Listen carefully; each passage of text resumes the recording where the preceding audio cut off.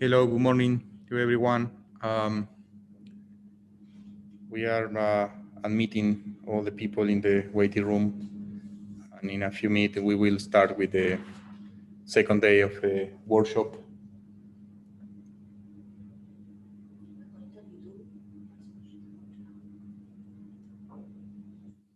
Marcela, ¿tú me puedes escuchar? ¿Tú me escuchas? Sí, okay, perfect.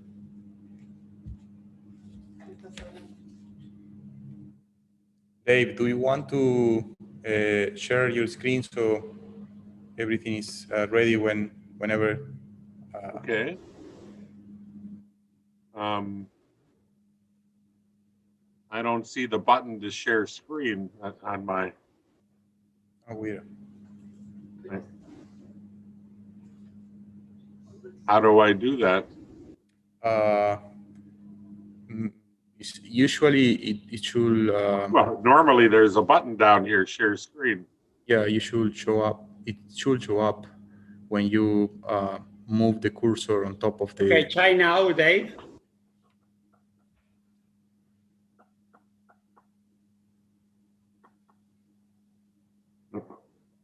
Okay, now I have one. So evidently, you have to be activated. I activate you because I am co-host. Oh, okay. Enrico is making fun of you, Dave. Right. Well, turnabout is fair play. He will make fun of me. Well, really, more on Thursday I make fun of you. This is just, you know. Okay. I actually praise you here a little bit more than normally. So. Okay, I know you. So do you have the screen up there now? Yes. Yes, it's perfect. So let's wait 1-2 minutes and I will introduce you. Right. So you like my new Aloha shirt? Every day a different one. Sandy. Oh, yeah, that's very nice. Very nice. I need to find my within my clothes because I'm pretty sure I should have one. Ah, yes. Okay. Leonel, you didn't make a t-shirt this time. Well, this I did. It was a surprise for the people here, and I hope it will come tomorrow or something like that. Okay. Yeah.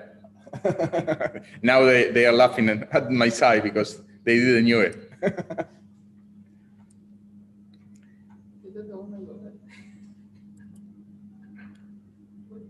Yeah, this is for all the people. This is a tradition in the annual workshop. In the LFD, we every year we have a T-shirt, and it's very nice because I have my collection of T-shirts from the LFD, and I own also one of the T-shirts. It was my design. We have a very nice competition every year. Every one of us try to have the best design to get the T-shirt. So I am proud of having one in the 4 years that I spent there. Yeah, and also is for the Weber meeting you did. Yeah, I did one for the Weber meeting too. Yeah. And now I've lost enough weight that I can get into all those T-shirts, Enrico, from the early years. I have to see that. I know. I should probably maybe on tomorrow I don't speak. I'll wear one of the LFD T-shirts just to prove it. So. Okay, so we are 2 minutes to go. I will start introducing Dave. As I said before, Dave Jameson is a professor at the Department of Cell and Molecular Biology, University of Hawaii and Manoa. And he is a world leader in the time resolve measurement. He worked for the last 14 years in the field, developing almost everything, as I said yesterday. Instrumentation at the very beginning, I always enjoy all the anecdotes about how it works, the work with fluorescent at that time, at that years, and also the design of props, the development of methods, and it's always a constant motive of inspiration for all discussion that we have about fluorescent and research.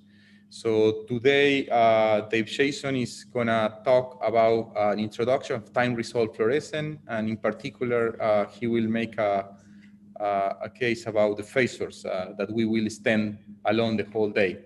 So I would like to welcome all of you to the second day of the advanced workshop, and I'm passing the word to Dave. Okay, thank you very much. It's a pleasure to be here again. I'm happy to say that I did wake up at 2 a.m. again today. I don't know that this will continue every day, but so far so good. It's even too early for my coffee, so I'll get that later during one of the breaks. So yes, today is going to be a complete time-resolved fluorescence day, I think, and so I thought it's appropriate to introduce you to some of the concepts. Some of you may be familiar, some not, but I want to take you along on that journey. So you might ask yourself, actually, why do fluorescence measurements?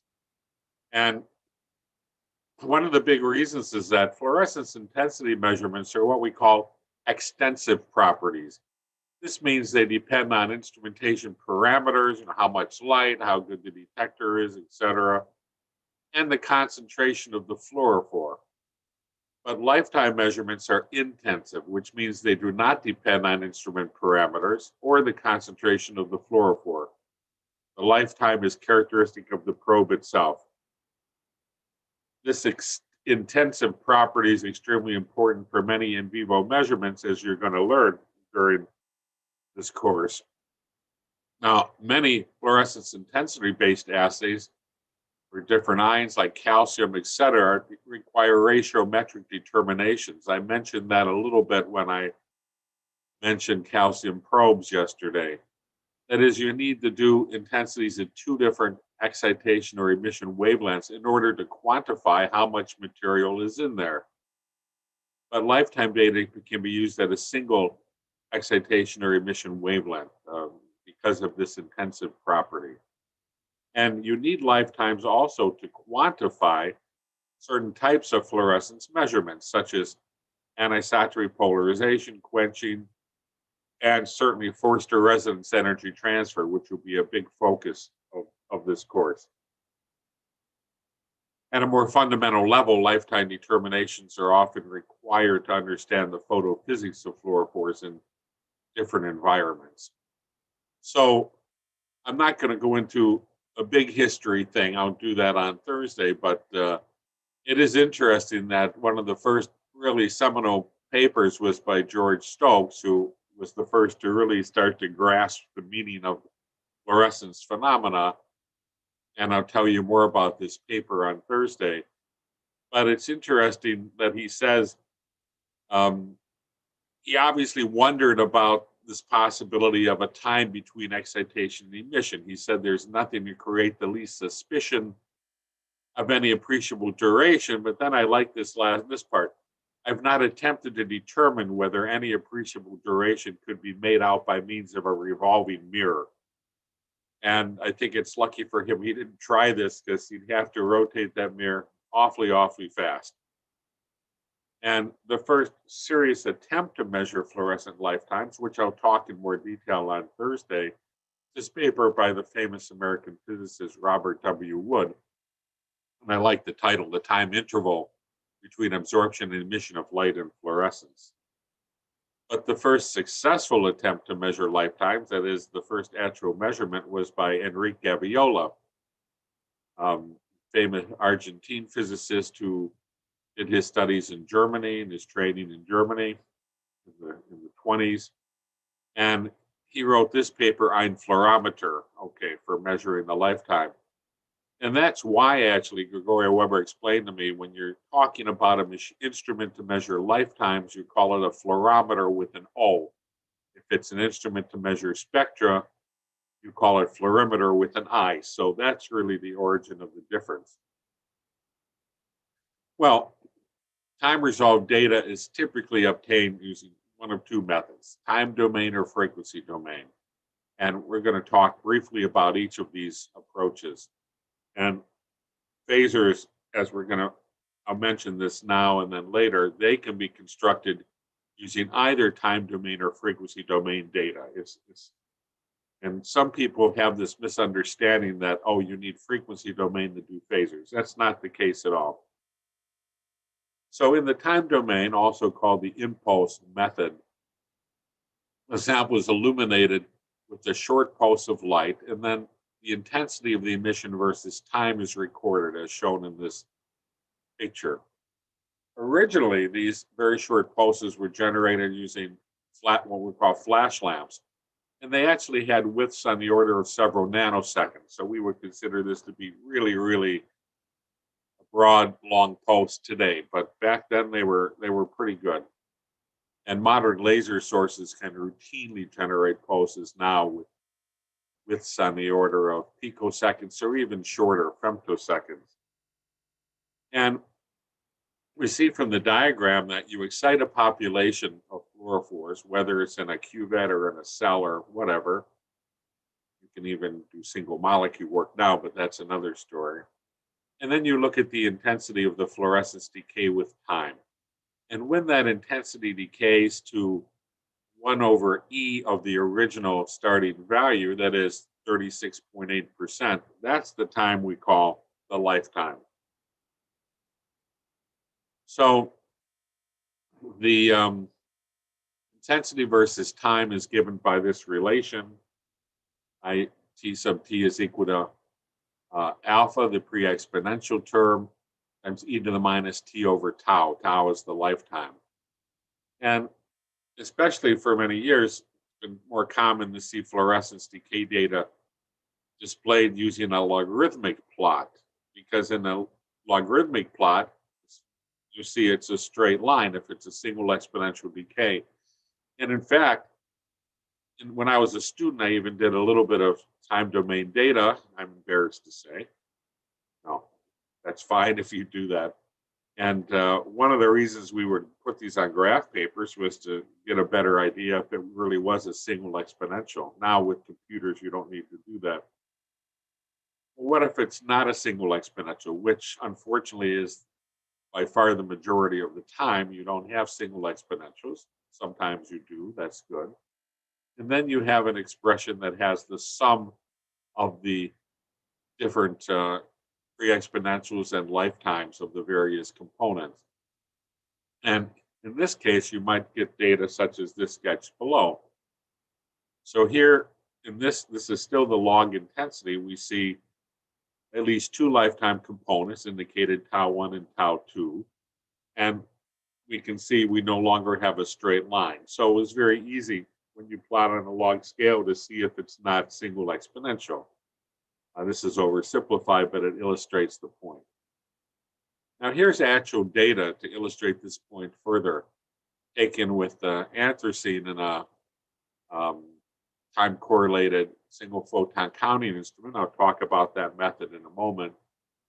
With a light emitting diode, a short diode excitation source.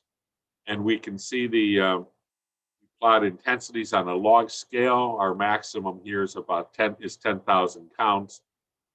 And on the time scale, we have channels, which are 56 picoseconds per channel. And the data points are the red points, and then the solid line through them is the best fit. Now, you fit a model, and then you test the data to your model, and that's illustrated. That gives you what's called the chi-squared value, and it's illustrated below, where we see the straight line is the actual best fit, and then we see the scatter of the data points above and below that. So when you get a nice flat curve like that, that's a good fit. But how do we get the 4 nanoseconds? Well, this is 36.8% in the log scale. And from the start, the maximum, we went 73 channels. So it's then 73 times 0.056 nanoseconds per channel, 4.1. So that illustrates more practically how this is accomplished in the lab. So what is this time correlated single photon counting method, which is probably the most popular pulse lifetime method out there? Well, you have a pulse light source, and then either with electronics or even with a phototube, you monitor when that emits the pulse of light. And this information is fed into the start input of what's called the time amplitude converter. And this device will start when it receives the start pulse. It starts to develop a voltage ramp for the output, and you get more and more voltage as time goes by.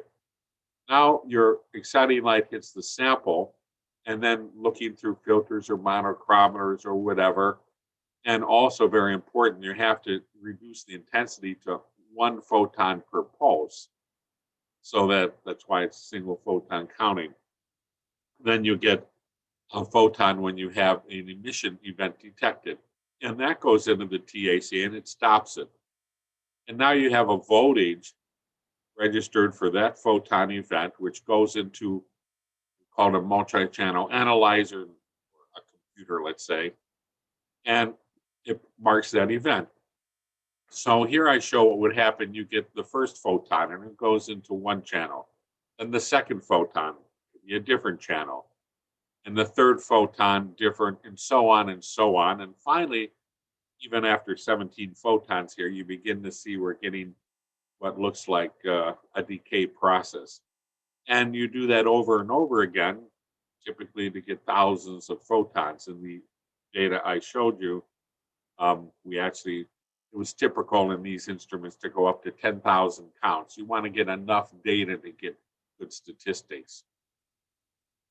Well, that's the time domain. What about the harmonic or the frequency domain, also called phase and modulation? Well, traditionally you use a continuous light source, such as a laser or even a xenon arc, and the intensity of the light source can be modulated sinusoidally at high frequencies, as shown here. So the light that hits the sample, before it hits the sample, you have a way to modulate the intensity sinusoidally. And you can use a continuous light source and then use some device like a Paco cell to modulate that. Or nowadays you also have light emitting diodes or laser diodes that can be directly modulated. So you don't need an external device to modulate the light. So at any rate, you get sinusoidally modulated light. So in such a case, the excitation function can be described as a function of time of E0, the intensity at time 0, times 1 plus ME, and I'll talk more about ME, the modulation factor, sine omega tau, where omega is the angular modulation frequency. Now, it's important to realize for these discussions that omega is 2 pi f, where f is the linear modulation frequency. So when you hear someone talk about the modulation frequency, actually, Lionel mentioned a little bit the other day on some of his light sources, he's talking about the linear modulation frequency.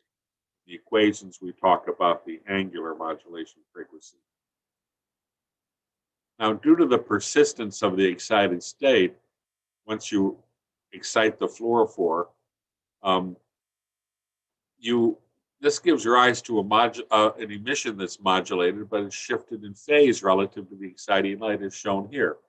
So we see in blue the excitation goes up sinusoidally and down.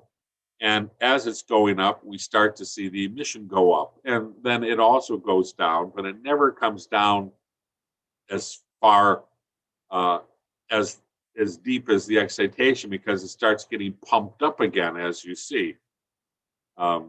See, it gets pumped up. But you have a delay in phase, or a phase shift between the excitation and emission.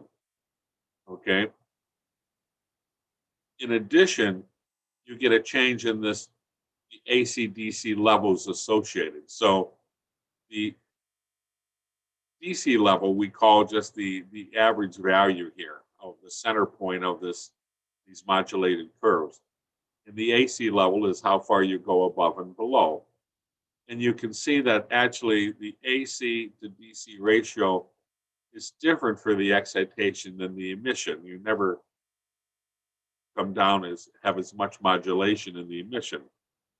Well, this is important because, as we'll see in a moment, you can demonstrate that the trace of the fluorescence with time is F0, 1 plus modulation, an AC-DC ratio of the emission times sine omega t plus phi, where that's the phase angle of the delay. And it was shown in 1936, actually, by Dushinsky that the tangent in this type of excitation, the tangent of the phase angle, the phase shift is equal to omega tau.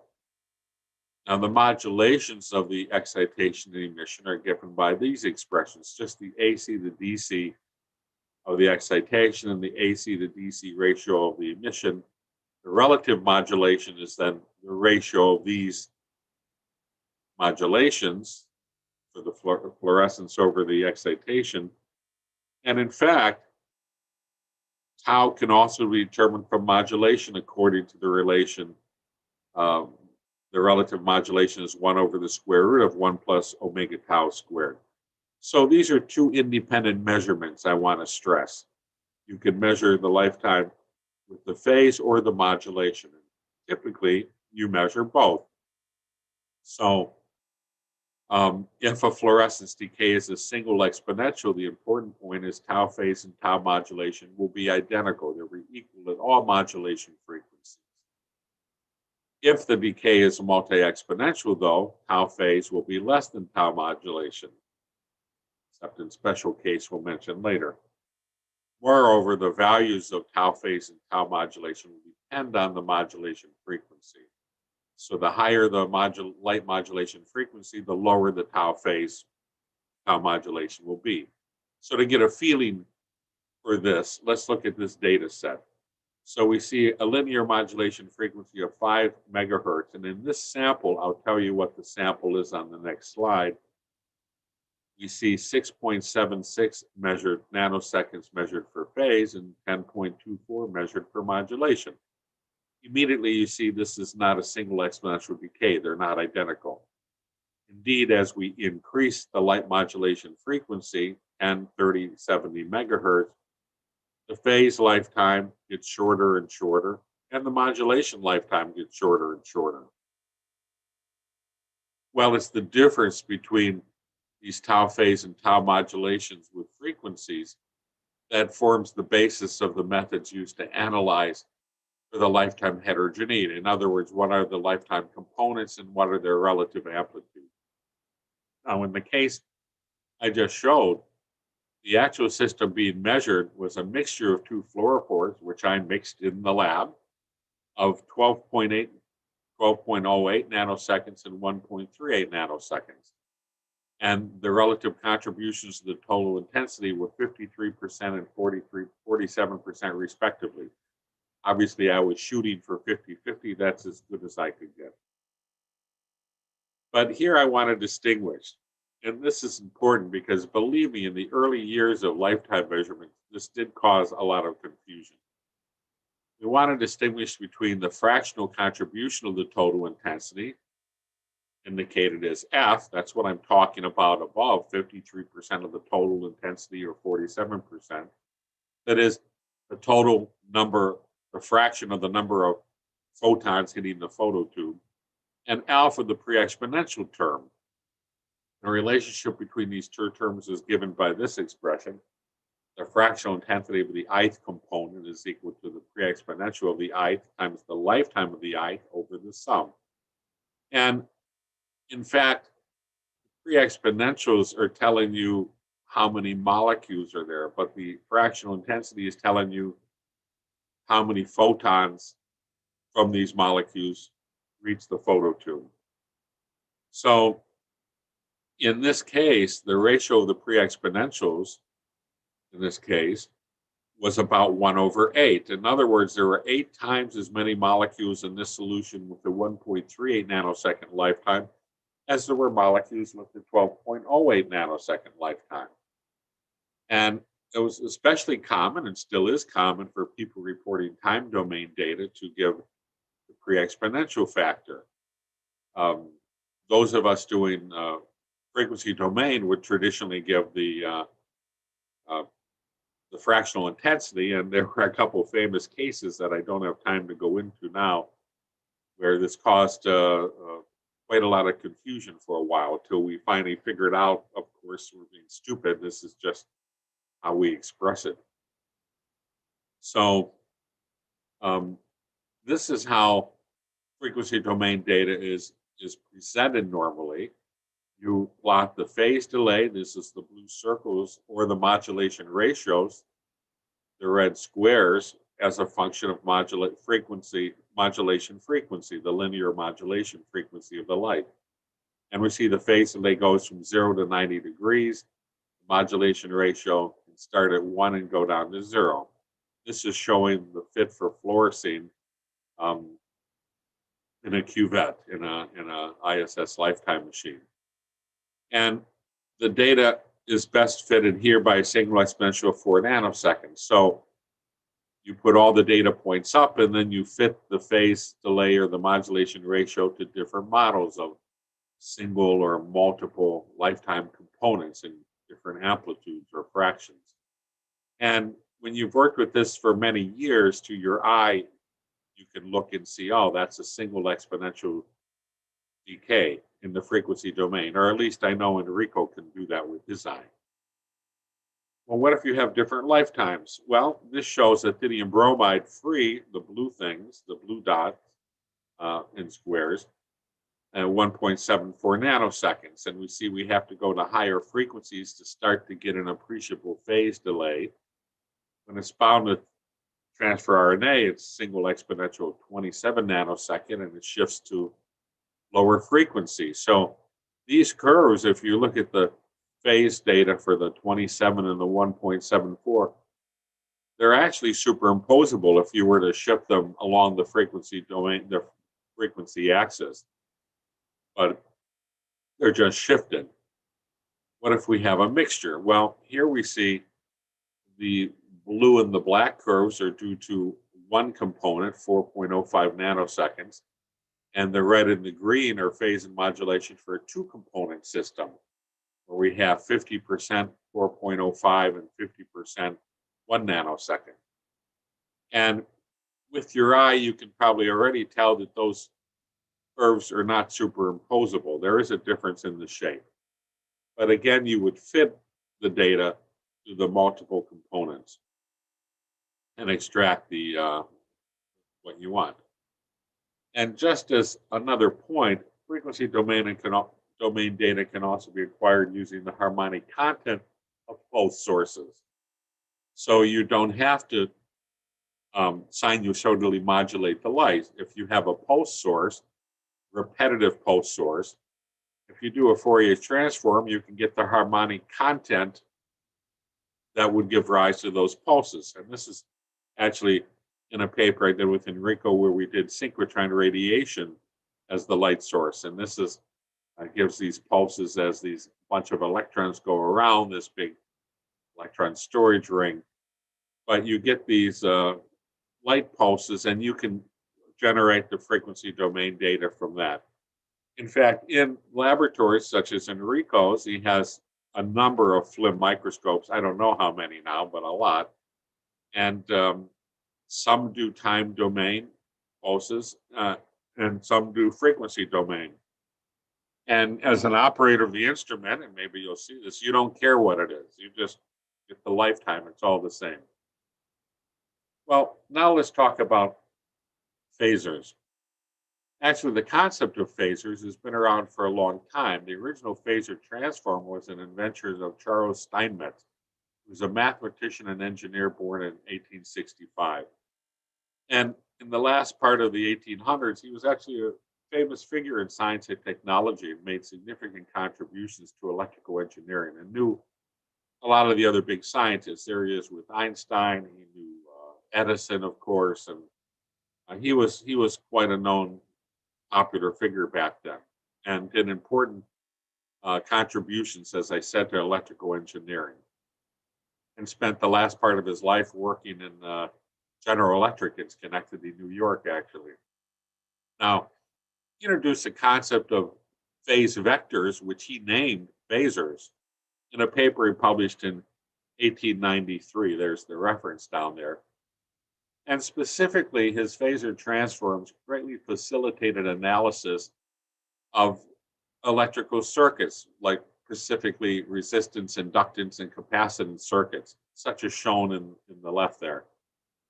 And this allowed algebraic equations in phasor space to be used to analyze these circuits for their outputs, inputs, etc., instead of differential equations in the time domain. And it really was a significant mathematical tool to use to analyze, and hopefully we'll see this same concept can be used in lifetime measurement. I think Enrico's told me he used to teach many times phasor diagrams in electrical engineering back in physics courses. In fact, if you search phasors in PubMed, you'll pull up a lot of electrical engineering papers too, so you have to be careful. Now, the inspiration for phasors in fluorescence was actually due to a concept introduced by Gregorio Weber. And again, we'll learn much more about Weber on Thursday. And he wrote this paper, Resolution of Lifetime Components in a Heterogeneous System by Phase and Modulation. Because the problem at the time was we had, back in Weber's lab, we had 2 and then finally 3 frequencies, but it was laborious to try to figure out what the components were that gave rise to those phase and modulation measurements. And after a big effort with a lot of difficult mathematics, Gregorio Weber came up with an approach to do this for n components if you have n frequencies. And along the way, he developed these terms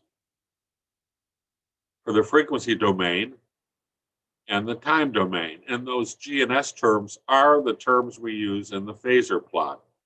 And in frequency domain, you see the G, which you'll see is plotted along the x-axis, is the modulation times the cosine of the phase shift, and the sine is the modulation and the sine of the phase. The S is the modulation and the sine of the phase shift. But he also pointed out that you can get these terms whether you're in the frequency or the time domain. So that concept goes back to Gregorio Weber's paper. Now, the first use of the phasors in fluorescence appeared in this review by Enrico and myself and Bob Hall, a student of Weber's, in this appendix. And there you see a modern phasor diagram, and you're going to see a lot of these in the course where we have the S and the G plotted. Now, the original motivation for this phasor plot was to provide a relatively simple demonstration of why in a mixture of 2 fluorophores, each with a single exponential decay, but one lifetime shorter than the others, the phase lifetime will always be less than the modulation lifetime. And to make this point algebraically is very, very complicated, but you can do it relatively simply using trigonometry in the phasor plot. And this was also in the paper to show why the phase would be less than the modulation. And trust me, this is much simpler than any other way to do it. And just as an aside, and I think interestingly, a few years later in her master's thesis in 1988, Carolina Julian from Catholic University of Valparaiso, who visited my lab, gave the trigonometric explanation using the phasor plot for the case of excited state reactions, which result in a lengthening of the phase lifetime compared to modulation. And I'm going to mention that in my lecture today, and it's very important. But she was the first one, I think, to ever make this diagram. And here actually is Carolina and Susana Sanchez, one of our instructors, visiting my lab in Dallas at that time, and my technician, Vicki Thomas. And as you see, Susana hasn't changed a bit over the 35 years, so good for her. So what was the first use of phasors in the laboratory? Well, I think it was this paper with Greg Reinhardt, Pasquina Marzola, myself, and Enrico. And here we see Greg and I terrorizing the neighborhood with our motorcycles back in those days. And this was to describe a method using phasors to do online background subtraction. Why do this? Well, this gets back to the concept that Enrico can tell you these these time domain, frequency domain wars still continue a bit today. But people doing time domain kept insisting that it was much superior to frequency domain. Well, when we only had 1 or 2 modulation frequencies, they had a point. But when Enrico developed the true multi-frequency instrument in the mid-'80s, that was no longer true. But then the time domain people would say, but look, you can't subtract the background like we can. Because in the single time correlated single photon counting, I described how that worked. You could put in a background, maybe you have fluorescence in your buffer or background somehow, and collect that for a certain time, and then collect the sample for the same time and subtract channel by channel the background from the fluorescence before you do the analysis. Well, you can do this indirectly, of course, with the phasors. You can measure the phasors. In this case, we have a background, and you get the phase vector for the background. The sample in this case is N-acetyltryptophanamide, and you have N and B as the mixture. But then you have the sample, but you can then subtract using phasor algebra the background from the sample and get the corrected frequency domain data for the sample. And this was absolutely correctly corrects for this.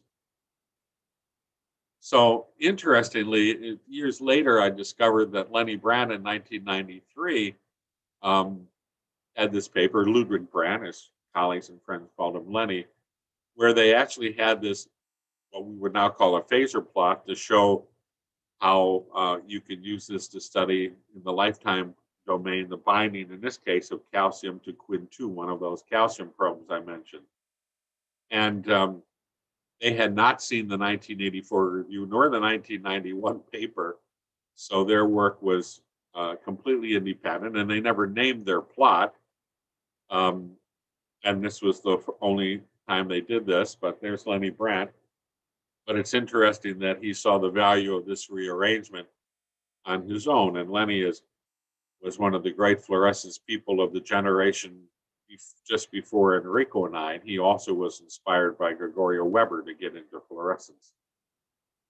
So let's look a little bit at the phasors, borrowing a slide from Enrico. And Enrico is going to go into this in more detail also when he gives his lecture on phasors and FLIM. But the idea is you have this plot of G versus S, and if you have a single exponential decay, they will all appear on what we call this universal circle, okay? Now, if you have a mixture, suppose we have a mixture of these two components, they will appear inside the universal circle. And so any non-exponential term will occur inside, or a mixture of single exponentials. And if it's a mixture of only two components, then it's going to lie along the line tying these two together. And in fact, you can easily extract the fractional contribution of each component from the phasors. And here's a nice little animation from Lorenzo from the LFD, and he's going to be talking, I guess, later today or tomorrow. And I like this very much, this little animation. You can see on the right side, the phasor, as we start mixing in two components, A and B, the phasor point moves along the line joining them. And on the left, you actually see the two components, B and A, and B goes down, A goes up. And the solid line is the composite decay pattern. But it gives you the idea how when you add one into the other that you change the phasor. So I thank Lorenzo for this animation. Now, the phasor approach in fluorescence then had been around since '84, but was dormant for a while until several labs began to apply it to FLIM in the new millennia. And these are the Andrew Clayton, Quentin Hanley, and Peter Vermeer, and Bob Clegg, and finally Enrico, as we'll see. And this paper by Clayton, Hanley, and Vermeer in 2004 came out.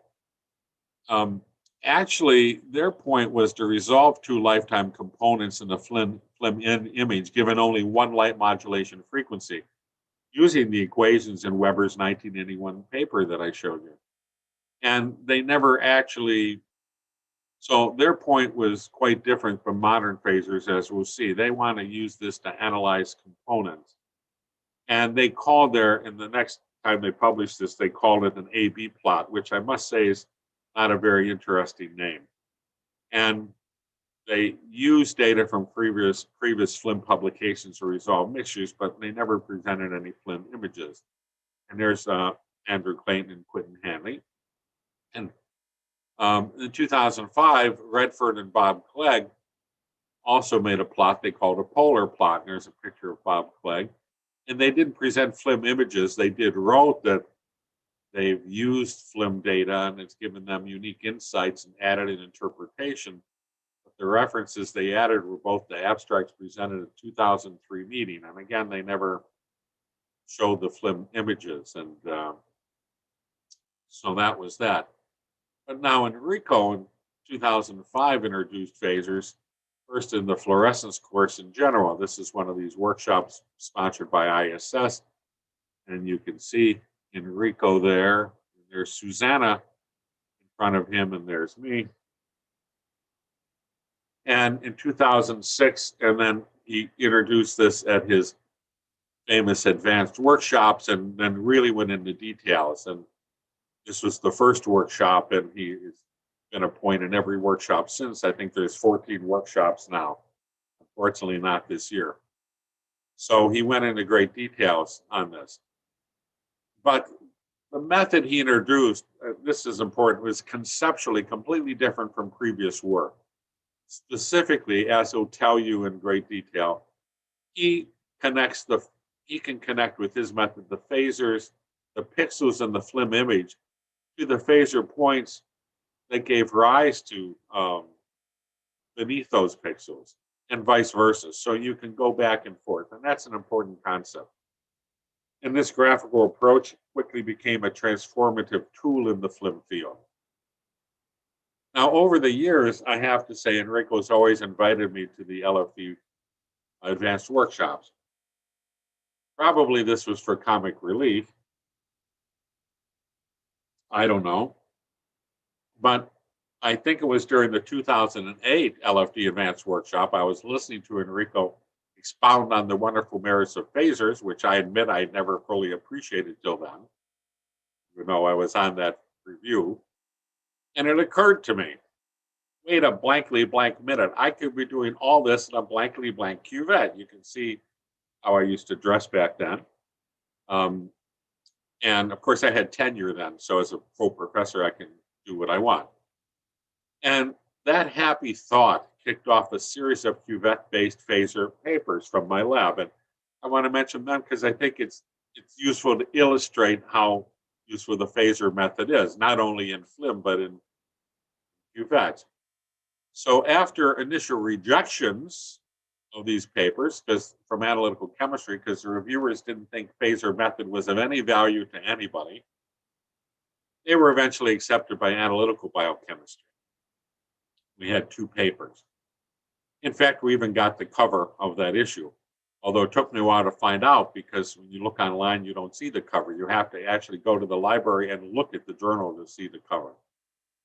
And that was done by these gentlemen in my lab. Nick James was a postdoc with me, Justin Ross a postdoc, Martin Steffel was actually a graduate student from Czechoslovakia, from the Czech Republic with Martin Hoff. And he came to my lab for 6 months from Prague, and I put him to work on our first phaser measurements. And this handsome young man is Felipe, who I think is in our audience somewhere. And he had a role in phasers in the early days, which I'll show in a moment. But one of the first things we did was take mixtures of 3 fluorophores, and here you see DENS, lifetime almost 30 nanoseconds, AEDANS 5.3, rhodamine 1.66, all single exponential decays. They're all on the universal circle, but when you mix them, as you would expect, you start getting, let's look at DENS and rhodamine. All the points of the mixture are along the line joining them, and the same for any combination. And when you mix all 3 of them, you get a unique point that depends on the fraction of each contribution. And in fact, it's easy in the lab to change the frequencies. The previous one was done at 20. Here's the same, these curves shown at 15 and 30 megahertz, and we see that they rotate around as you go to higher frequencies. Everything sort of rotates counterclockwise because obviously the phase shift and modulation depend on the frequency too.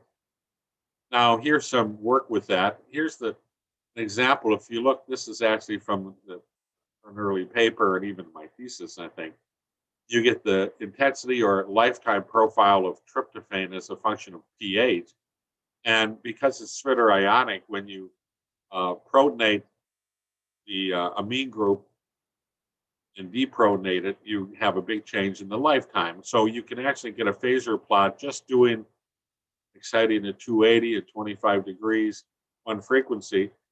At high and low pH, it's on the universal, and in between, it just runs along there, along the high line between them as you change the pH. You can show this at any frequency. Typically, of course, what you do is pick the frequency that best shows the phenomena you're trying to illustrate. Here we see NATA, the tryptophan analog, this single exponential, being quenched by acrylamide. As we add acrylamide, the lifetime gets shorter and shorter, but stays single exponential. We go along the universal circle. Here's lysozyme, which has 6 tryptophans. It's inside the universal circle, but I don't care how many tryptophans, I get 1 point, and we see that we can go inside the universal circle, but to the right as we add acrylamide. Here's some other early studies. Dynamin, a protein I've worked on for years, has 5 tryptophans. Again, you get 1 point in the universal circle. When you add GDP, the lifetime properties of 1 or more changes in GTP, gamma S, changes again. Here's HSA, which is almost single exponential, but not quite. And when you add thyroxine or furosemide that bind, it also changes the lifetime. Notice I say monomeric because if you buy a mixture and you have the bottle of lyophilized HSA, you have about 50% of dimeric HSA in it. And I point that out because people have done studies they published on the lifetime properties of HSA straight from the bottle, and you can see the dimer is different from the monomer. You can isolate the two on a column. And this was interesting because we were presenting this, Nick and Justin and I, at a local biomedical symposium in Hawaii. Somebody came up to us and said, oh, didn't know anything about fluorescence, this person said, can you use this to look at interactions of proteins? And I hit my forehead. I said, my God, he's right. So here we see 2 proteins, antithrombin and lysozyme, each with multiple tryptophans, 1 point, Phasor point. But when you add them together, whatever you mix is along the line. Here we see a point, it's a mixture. When you mix antithrombin and thrombin, which have multiple tryptophans, they do interact and it changes the lifetime. So you go off the line. So here's a way to see this without even having to label the protein. And here we see lysozyme. You unfold it with either guanidine or urine, we get quite different pathways. This takes us to the data of Felipe, finally, and he worked with the protein, bacterial fission protein called FITZ, and he put in single tryptophans at different locations, one at a time, and you would get the urea curve looking like this. Here's a blow up of that in very reproducible, very specific patterns. And you can even make, which he did, you can make 3-dimensional plots for urea or guanidine, and you see the data in S and G, and then you can project that onto the back plane. But these are nice in 3D. You can rotate them and really see different regions along this unfolding pattern, and you see they're quite different for the two. Now, when we look at Phasor plots, Bob Clegg pointed out, and this is one thing he did, that we see the lifetime of the donor in red does go down as you have energy transfer.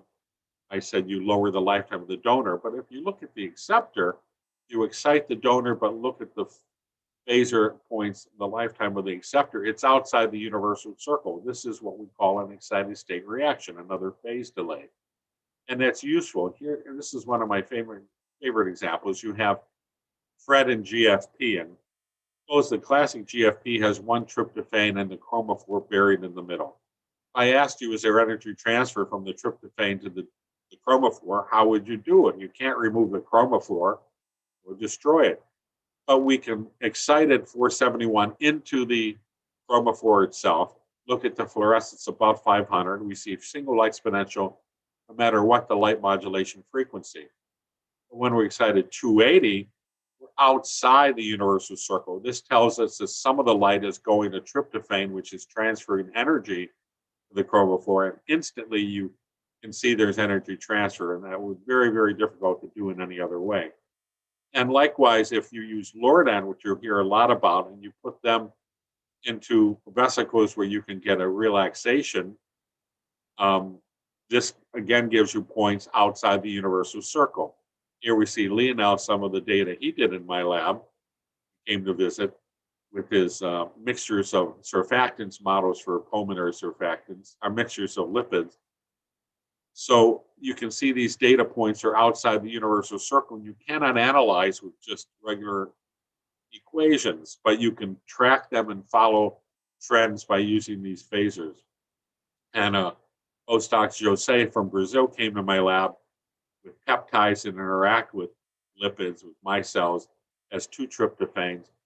Again, on the left, you see you get a point free and a point bound, and when you start mixing in the micelles, you get this titration. And here we see on the top right, C, we blow it up, and you see this. And actually, how do we go from that data to the binding isotherm? Well, you use Pythagoras' theorem.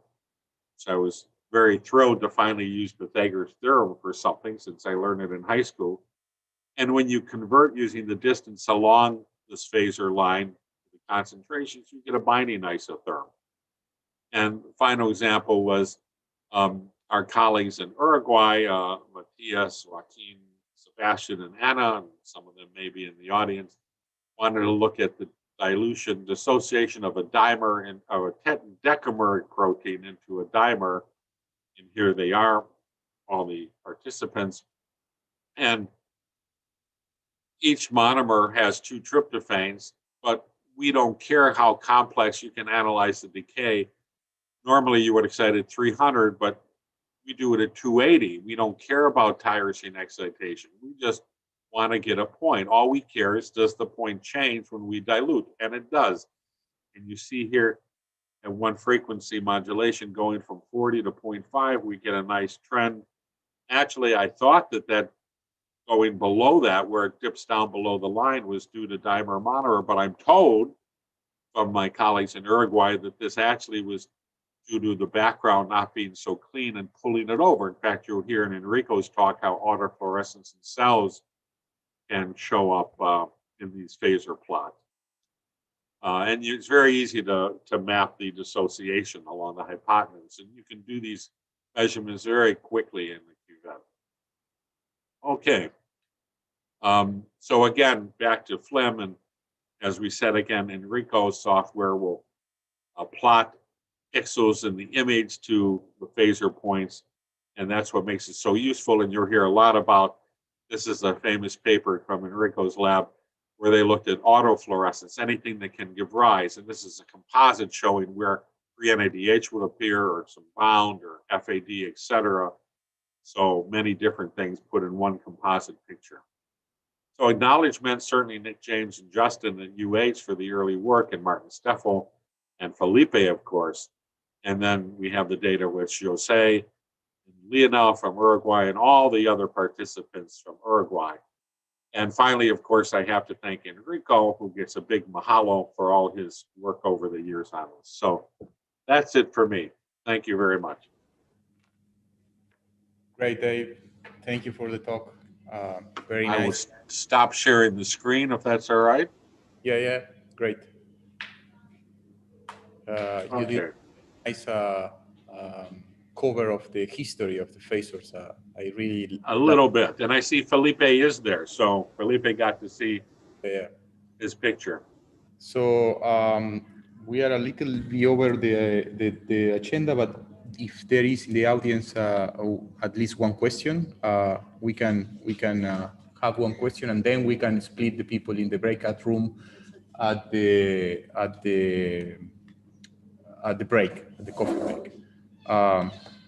Let's wait just for a second if somebody can ask or not.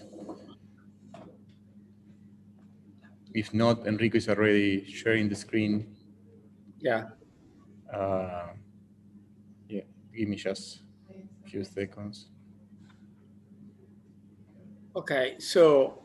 Thank you, Dave. We will assign to you the people who will wrote in the chat to have a conversation with you during the coffee break. I can't believe anybody does, but I'd be happy to entertain anybody.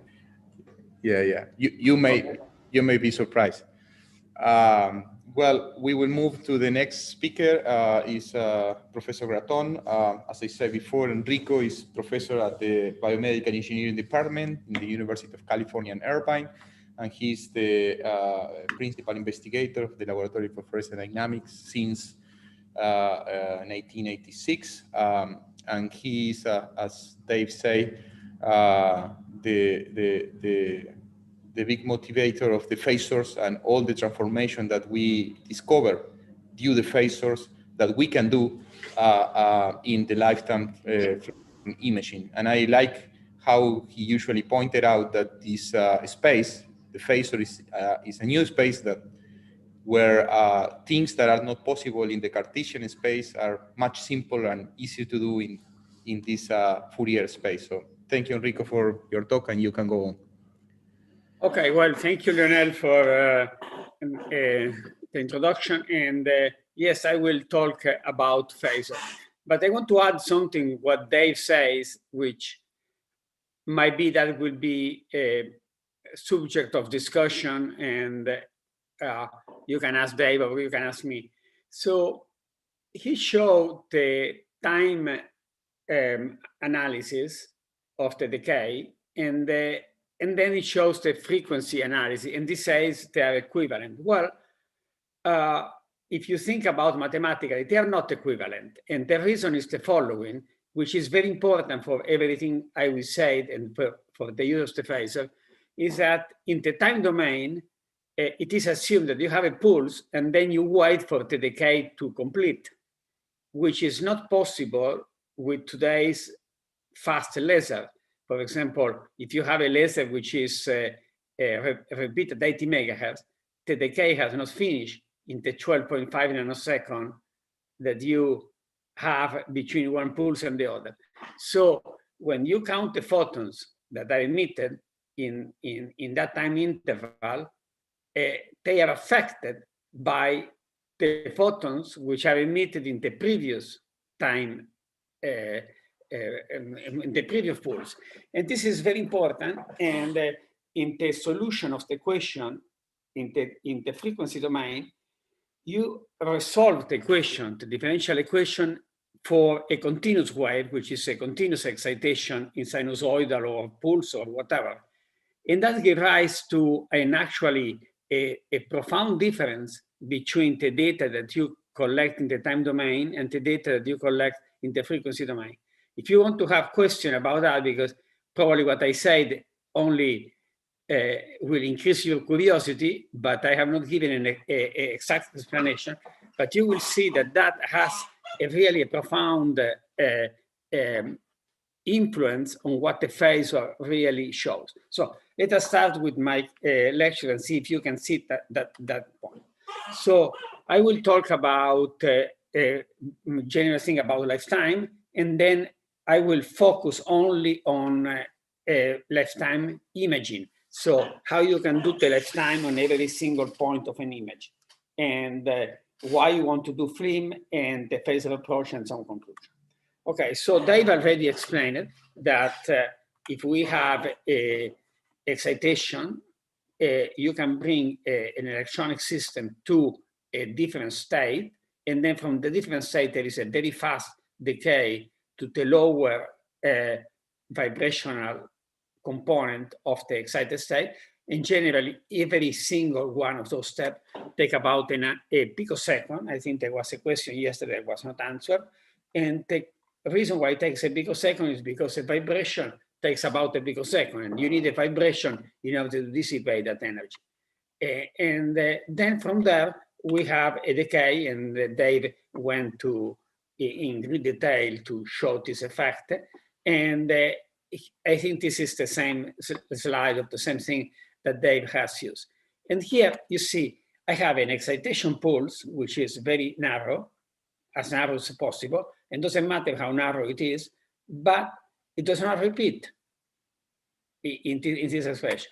And this is wrong, because the pulse in the, well, you can have a laser that is emit pulse which will not repeat, but in many cases, there is a second pulse coming during the time of the decay. And the second pulse will be already reflected in the decay and so on. And so you can see very well that there is a profound difference between having very, very few pulses of excitation, which they say sometimes, you have to dilute the pulse of excitation, or if you have a continuous excitation, which is the way we do normally all the kind of experiment.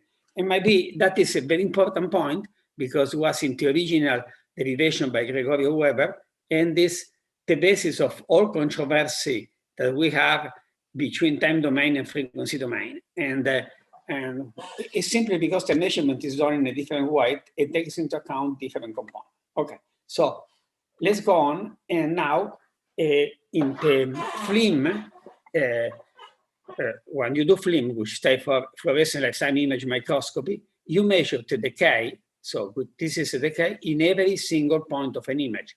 And so, for example, if you plot the image at time t equal to 0, you will get a different intensity because you have more photon than the image which is taken at a longer time. So this is the way it is done. But I put a caveat that is not the same that you will obtain in the time domain. So you can use excitation, which instead of being a pulse, you can use a sinusoidal excitation. And then, as Dave shows, you have a phase delay and the demodulation ratio for this one. And that was the reason why we try to use this method in FLIM. And actually, maybe Dave didn't say that Gregorio Weber, at the time I was a postdoc with him, he bought a microscope, and he wanted to measure the lifetime of tryptophan that nobody has ever done, using UV sources, which nobody has ever done in the microscope.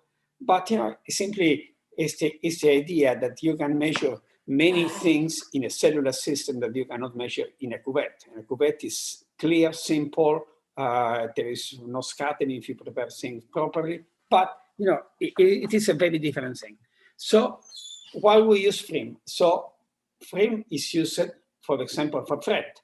And it is recognized today that only if you do a decay, so you can separate the excitation of the donor and the emission of the donor from the excitation of the acceptor and the emission of the acceptor, you can obtain a decent evaluation of that. But it's used for many other things. For example, originally we used for intracellular mapping of the ion concentration, calcium, and many other ions that have indicators, and have indicators in two states, bounded and free. And then, for example, for pH imaging. But might be the largest contribution of my lab to FLIM comes from the study of biochemical reaction. And the process that we were studying is the change in the lifetime of an ID and ADH when binds or not, when an ADH is bound or not to a protein, which is related to metabolism and so on. And that is, I think there are more papers about using this part than using anything else. And then, of course, another motivation to use FLIM was to measure oxygen concentration through phosphorescence lifetime. And this is also done today. So if you consider the issues I have described here, everything is related to cells. And this is really where we were discussing with Gregorio Weber at that time, is that the proteins and all the life occurs in cells, or in cells and tissues, but we study separate components. And at some point, putting together and having a way to measure directly in a sample will contain cells or contain, we will have different characteristics. So the basic idea, I want to give a motivation here, is that we wanted to go from measurement to cuvette, which is, of course, is very important. In biochemistry, you learn a lot of things, but you learn also a lot of things when you are able to measure in cells directly. So I show here some equivalents about other methods. For example, you can distinguish molecular species on the basis of spectra, but also on the measure of lifetime. You can do the mixing of spectra, but also you can do the mixing of different components. And here is a case in which we can have FET. This is from Roger Sien, in which you have the chameleon protein that is sensitive to calcium, and then you can see, you can measure directly the process which he tried to resolve using spectra, and which you can try to resolve using lifetime. Okay, so now says in that way, so why FLIM didn't develop sooner? Well, didn't develop sooner because of the following thing, that in every pixel of an image, we generally have, so you don't control what you have. So you can have the contribution of many components. Each component can be a single exponential, but still you have many components. And this is very important because now you have on the order of, let's say, 1 million pixels in an image or 100,000 pixels, and in each one of the pixels, you have a multi-exponential decay. And it's very, very important, I say that today, that is very important that you measure it correctly. If you don't measure it correctly, of course, you will never get a correct result out. So this is really not a problem to have a multi-exponential decay. So in some way, Dave shows that the multi-exponential decay you can resolve using time domain or frequency domain. But what really makes the problem very, very difficult is that if you have to collect in 1 million pixels, and you cannot collect, you cannot stay in a pixel for a lot of time. Even 100 microseconds per pixel will be too long, because if you have 1 million of that, you will be 100 seconds just to get an image. But the point is that some pixel in a natural system, in a cell or in a tissue, will not emit many photons unless you put some dyes and so on. So generally, we have about, I say at the most, 500 to 1,000 photons per pixel. This is really a very, very large number, and probably Lorenzo will show that even if you have well below 100 photons, you can still measure the decay. And this is a surprise in some way in how you can do that. And the other thing that Dave didn't say is that the Phasor approach is an integral operation. So you measure the integral of the decay, while in the time domain, you are interested in the essentially what happens at time t equal to 0, which is the exponential factor. So essentially, at the moment that you consider all those things, resolving a decay pixel at each pixel in multiple components with very few photons, and you have to repeat the fit for let's say 100,000 or 1,000 or 1 million pixels, you say, well, this is something very difficult. And people try to do that. And try to do that, also we try, using what is called global methods, in which you assume that in all images you have only few components, which is of course wrong, but and then trying to resolve those components. And the methods fail, and nobody is using any one of those methods today. So the major problem is not really in the frequency domain or time domain, but how, once you collect the data, which has to be correct, and how to interpret the data. So for years, people always said, freeing will be a very difficult technique, fitting is slow, so after you collect an image, you have to wait maybe an hour or many minutes in order to obtain a fit. And I cannot stay in front of a computer for such a long amount of time. Just my mind will start to wander into other things and never wait for those to finish. And then the thing that really bothers me a lot is that the initial condition that you use for the fit will determine what the fit gives to you. And that is also, that means that essentially you have to guess. And in order to guess, you have to be an expert. An expert doesn't mean anything, simply means that you are able to guess better than others, but this is very, very unsatisfactory. So you want to have a method in which the interpretation of the data does not require expertise. So essentially, those are the major problems. So can we avoid all those problems? So no expertise necessary. This is fundamental, because otherwise it's subjective to your interpretation. You want instantaneous result, and this is fundamental to me and for every young person. Well, I am not so young, but anyway, simply you cannot wait for hours to computer to spit out a result, which might be wrong. Okay, so you want instantaneous result. You want to be independent of the initial condition, initial choices, so everybody can do. You want to have, and this is very important, and Dave said many times, that the phasor is not only a representation of the decay, but will give a quantitative result, and we will see how that. And then we want to have essentially a few buttons to press rather than say, and now what? And now what do we do? And all those things are really difficult to do unless you use the phasor. And that requires like a change of space. So instead of using the time domain, which is time versus intensity versus time, and time is something that people understand very well, you use in some way a phase or modulation versus frequency, which is the same concept, but it's much more difficult to think in terms of frequency. So what is happening is the following thing, that we, in order to simplify the problem, we need to change the way we represent the decay. And that was in Dave's talk, but you need to do it right.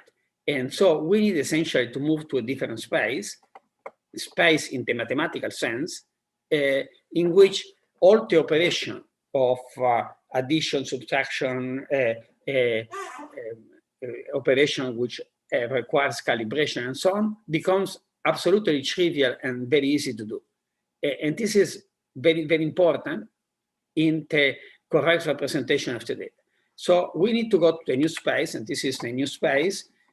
So it's not really Star Trek, but anyway, it is something magic that is everything becomes possible. You can beam up people and so on, but it is mathematics. There is is really well supported by a mathematics, which is the mathematics of the Fourier transform.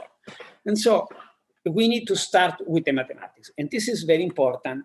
And so we have the decay at each point, but instead of measuring that point in the decay, which is the green curve that Dave shows you, that never goes to zero in actual measurement, we need to transform the decay into Fourier component. And we do through this formula, or this mathematics, that was originally written down by Gregorio Weber, and we use the same notation, ing. However, if you notice, I use a different equation. It's the same concept, but a different equation. So I say, let us suppose that we have an I of t, and I integrate not over infinity, like in the equation Gregorio Weber has, by integrate over a period of the excitation. And this is very important because that is related to the period, and since it's a sinusoidal excitation, which repeats, the period contains all the information.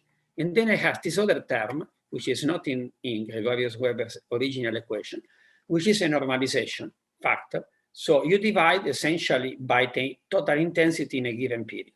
All those factors are important. So in some way, it is the same equation, it's the same idea, but it's written in a different way. And only if you do whatever is written here and you normalize, you can obtain results which are comparable between different labs and so on. Of course, if you don't normalize, I of t will depend on the intensity of the laser and things like that. But sometimes that can be useful. So now let us see where G and S coordinates are. And I will do by hand this integration. So I draw here in blue a cosine function, and in light blue a sine function. So sine set at 0.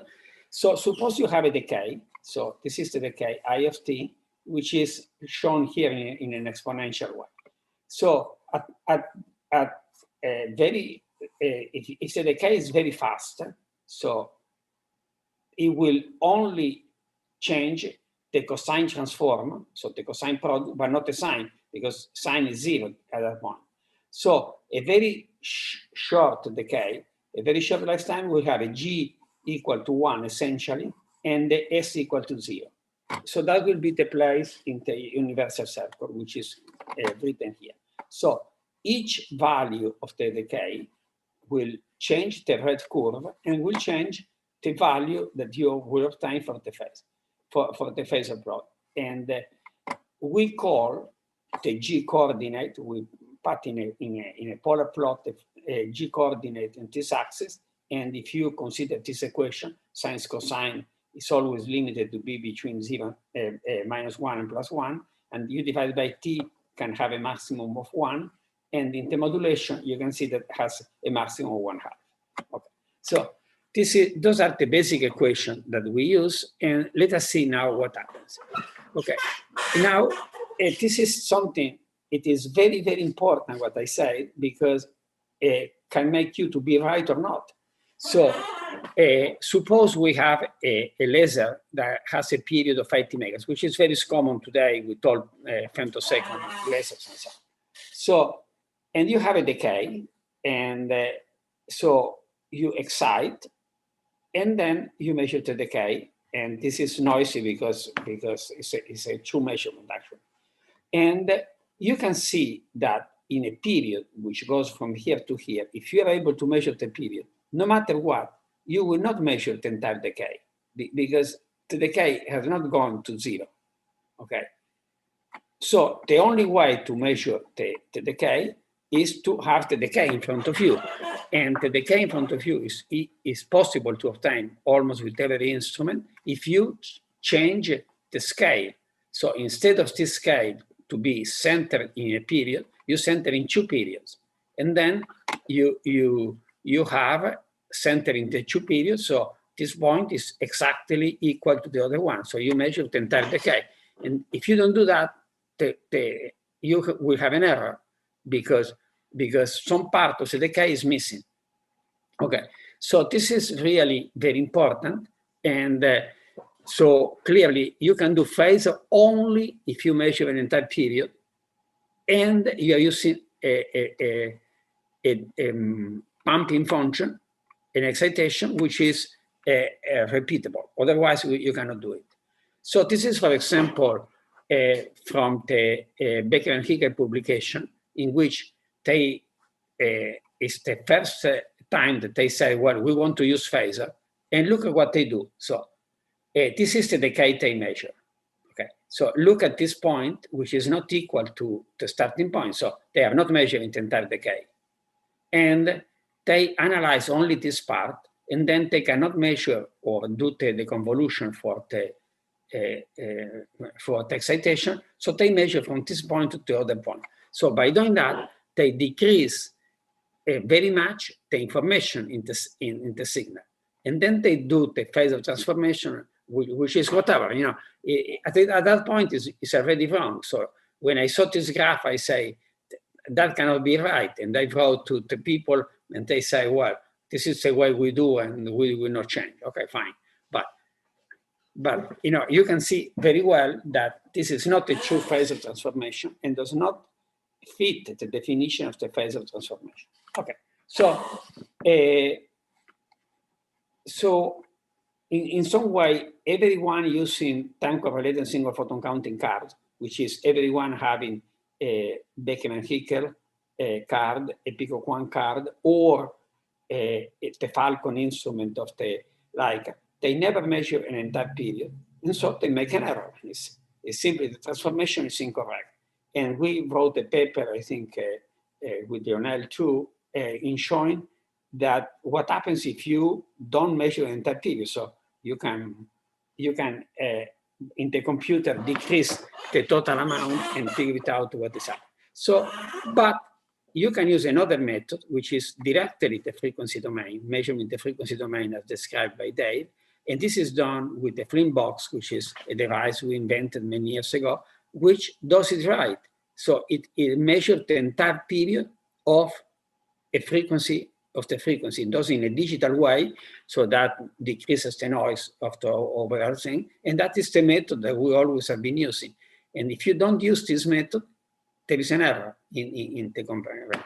If you are not sure that you understood what I said, we can continue to discuss in the after this part. So the other thing which is very important is that the phasor representation give us a very simple test of if a lifetime is a single exponential or not. And that was something that bothered a lot of people originally working in the frequency domain since Gregorio Weber. I remember the first time I talked with Gregorio Weber, I said, well, people have problem in understanding what is tau phase and tau mod because they are different and they don't know which one to use. And I said, well, it's essentially the component of a vector. And so if we represent as a vector, it will be okay. And in fact, this is the way we do. So that means that a point can be in principle everywhere in this space, but if it's a single exponential, can only be in this line. And that decreases the search enormously because instead of searching everywhere, you search only that part. But if the single exponential can be in the universal circle, then we can see, for example, will be tau 1, that another single exponential can be tau 2. But you can see that the combination of tau 1 and tau 2, because phasor follow the vector law of addition, so tau 1 and tau 2 will be the line joint tau 1 and tau 2, and so always, no matter what it is, the combination of two lifetimes will be inside the universal circle, but still cannot be anywhere, can be only along that line. So the points must be along that line, and this is fundamental because instead of doing the search everywhere, you do the search only along the line. So you see that this geometrical interpretation of what you're doing reduces the search to a very small search in some way. And we will see more rules about that. So I said, if you get experimental point and notice that the fraction of tau 1 will be, so if this point, depending on where this point is, so if it's here, the fraction of tau 1 will be 1, will be 0, and tau 2 will be 1, and so on. Okay, so now we go essentially from the decay data directly to the Phasor plot, and then we can obtain the lifetime information. Or you can do whatever people in the time domain do. You measure the decay, which is incomplete, as you can see here in the figure. And from that incomplete decay, you have to deconvolve for the source excitation, and then you can obtain the lifetime. Of course, that lifetime will not be correct because if you measure in that way, you are missing a large part of the curve. Okay, so let's go to the question of the mixture. So clearly, you know, this graph, which I show here, can be very misleading because you say, well, I need to know tau 1 and tau 2 in order to know that this point is along that line. Well, actually, this is not true, and I will show you in a minute. Okay, so suppose you do the following experiment in which you have, those are capillaries, which are filled up with fluorescein, rhodamine B1, and a mixture of the two. So when you do the phasor transformation, you will get a cloud of points, which is on the universal circle here, a cloud of points, which is here, and a cloud of points, which is there. So those are the experimental data. Now, in this particular example, you say, well, clearly this point is in the linear combination between that point and that point. So which point is that one and which point is the other one? And then you use this cursor method in which you say, well, I put a cursor here and I paint in the image all the points which are falling that cursor and will be tail of the LFD. And then you go in the other extreme and say, well, which point correspond to that? Well, correspond to the D letter, which contains the rhodamine B1. And which points are in the middle? Well, the middle are the linear combination, which is the letter F in this graph. So clearly, in this graph, we have two things which are very important, as Dave said, the phasor plot per se, and the image. And this comparison, or the fact that you can go from one to the other instantaneously, essentially, that gives you the correct interpretation. Okay, but still, this is not satisfactory because suppose we only have one point and we don't have the extreme points. Clearly, that point can be obtained by a line going here or a line going there, can be obtained in many different ways. So let us do an experiment and let us see that actually, if you do an experiment, things are easy. So this is a cell which expresses EGFP, and the cell is from CHOK1 and is growing in collagen. And this is the image that you get. So you get a cell, eventually, you get fibers, which probably are collagen and so on. And then you have this dual representation, the cell with all the components and the phasor plot. Now, you put the phasor plot, so the cursor on top of this dot, and you select a cell. So you say, that is celestine coming from that cell. Then you put the a cursor in this position. Then you see the collagen. Well, collagen is weak fluorescent. Some collagen are weak fluorescence, and you get that lifetime. But if you notice, you have all those points which are the linear combination between this point and the other point. And that is really the strength of the method. That I didn't draw that linear combination. This is in the data. But if I make a point, for example, here, I can immediately tell you which points are there. So for example, if I select those points here, I will see this border, which means points which come from the cell and a little bit of collagen. And of course, here will be total collagen, will be a little bit of collagen, and if I'm here, will be 100% of the EGFP. So you see that the linear combination is in the data, shows the data contains the linear combination. I have not made them like before I make a construction, okay? And here you can see that actually there are two linear combinations.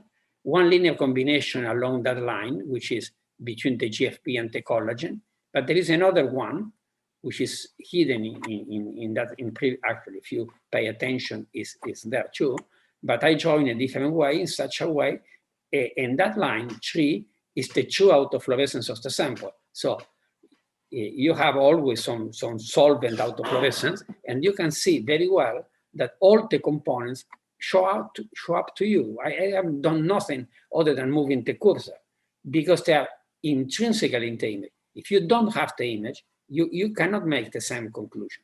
So this is really what Dave said, that the strength of the method is to have together and be able to go instantaneously or move a cursor in one space and in the phasor space and look at the cell where those points are. So suppose you have maybe a point in a cell which is different, well, you will immediately see here.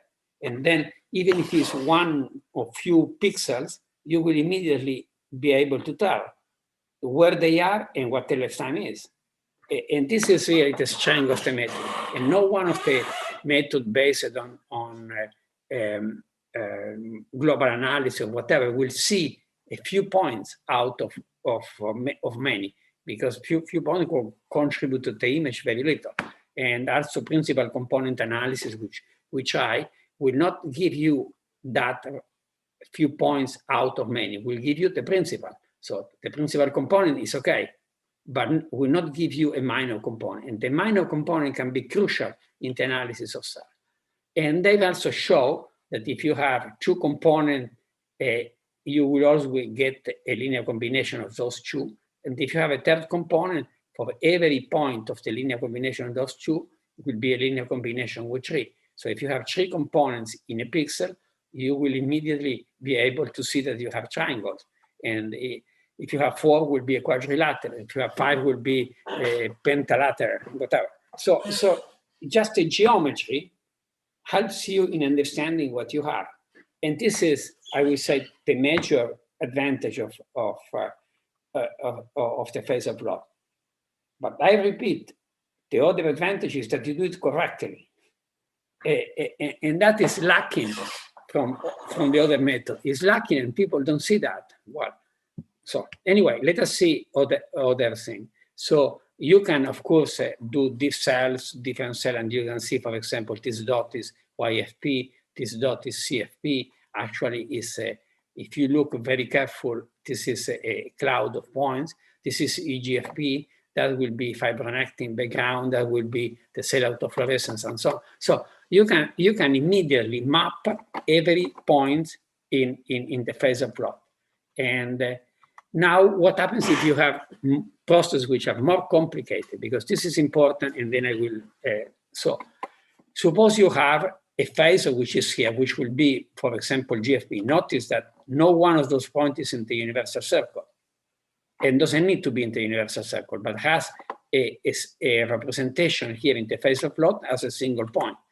So you have a single point here, you have a single point there, and now what happens if there is interaction between the two phasors? So suppose this is, for example, the donor, and this is the acceptor, or whatever, and there is interaction. If there is interaction, the point cannot be along that line. As if the interaction will shorten the lifetime, like is in FRET, for example, so you will go from this point, and this point will shift toward lower lifetime. And eventually, if you continue to increase the FRET, will end up in the point which will be the autofluorescence.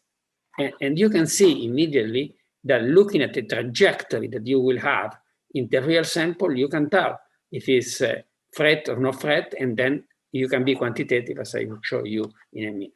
So in order to be quantitative, you need the help of the computer. And then essentially, for example, if you want to know exactly what is the fractional component of this point to respect of those two extremes, well, better you need the help of a computer. But the help of the computer is simply say, well, where is the experimental point? It's here, and will print automatically what is the efficiency, FRET efficiency, and so on. So we have what we call calculators, which are not needed, but tells you in a quantitative way what is the percentage of the various components. And we can have a FRET, a calculator, and the FRET calculator will have a donor, will be quenched, will move in this direction, and acceptor will move outside the universal circle, as Dave pointed out. Okay, and then the calculator, the only thing that the calculator does is use the equation for FRET. So it says the FRET efficiency is the lifetime the donor minus the lifetime of the donor in the presence of FRET divided the lifetime of the donor. This is the equation just that comes from the theory. So we need to figure it out, those components. So the lifetime of the donor is done by those molecules which do not have FRET. Those are done by those molecules have FRET and will be less than the lifetime of the donor. And so let us see what happens. So the FRET calculator, if a point will be in the universal circle and you start to quench due to FRET, so decrease the lifetime, will still be single exponential, okay? And will move along that line eventually up to full quench. But if it's not, which will be most of the case of a GFBs, and if it's not in the universal circle, it will move along a different trajectory. Now, this different trajectory is, you have to calculate. The computer knows how to calculate very easily, but essentially you don't. And so let the computer to calculate. So the computer will calculate the trajectory and will calculate many other things. For example, what is the fraction of the donor that get excited, and we're able to calculate that. How much will be the FRET, because that will be 10%, 20%, 30%, and so on, but along a trajectory, and let the computer to do it. And so if you want to be quantitative, you cannot do by eye. You cannot do simply to look at the image and be quantitative. I am not able to do that. But with a little help of a computer program, I can tell you exactly what is happening. So, for example, those are real data. So this is the position of the donor. This is the position of the autofluorescence in this kind. This is the experimental point. Well, it moves so much, and then in order to get this point, you move for cursors here, and this says the FRET efficiency is 0.281. So you can get exactly what it is. And finally, I want to show you one example which motivated all this work.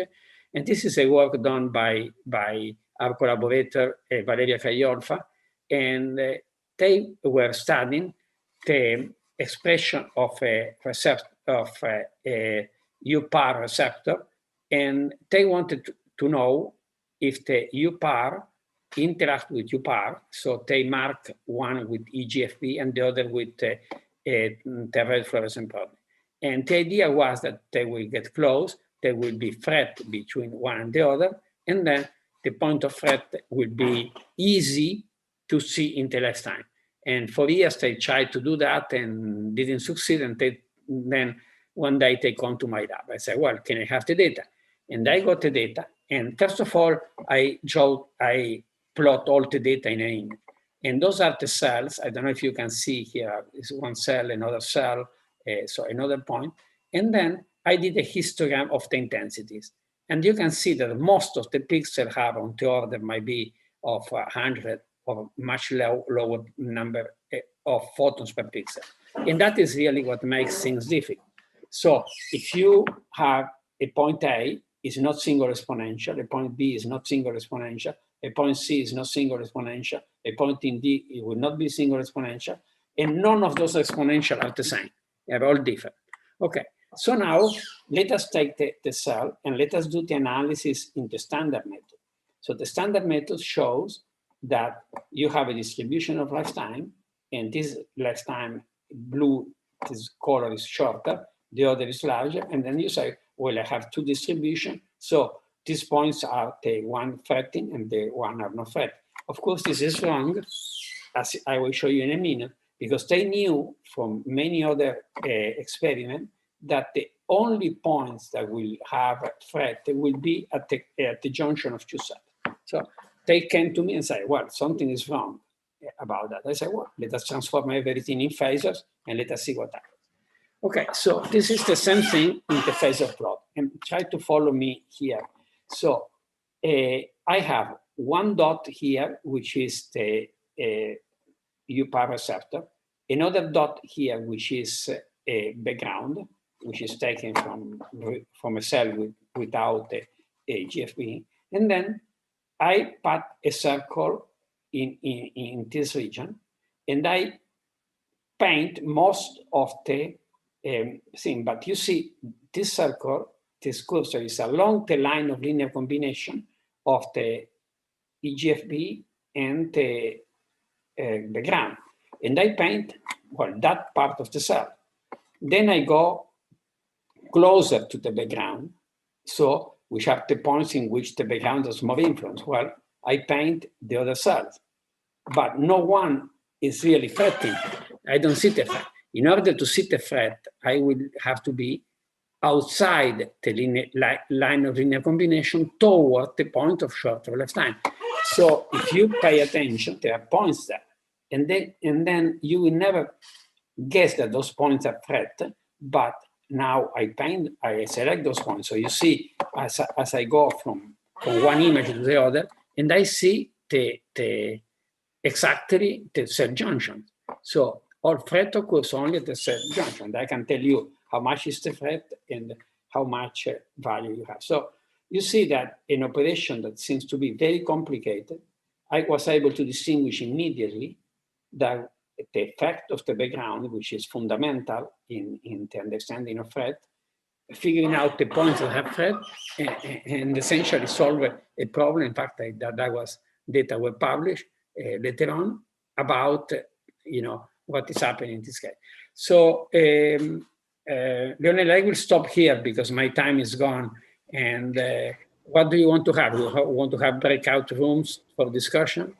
Well, perfect, Enrico. I think what we can do is, if you want, we can have one question, and then we can move to the next. Yeah, so let us have questions of the general audience, and then everybody who wants to know more.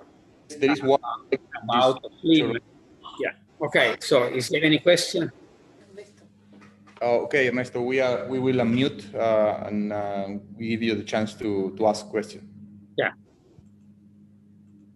So, Ernesto. Hi, Enrico. Yes. Thanks a lot for the talk. It's probably a very stupid question, so I'm sorry.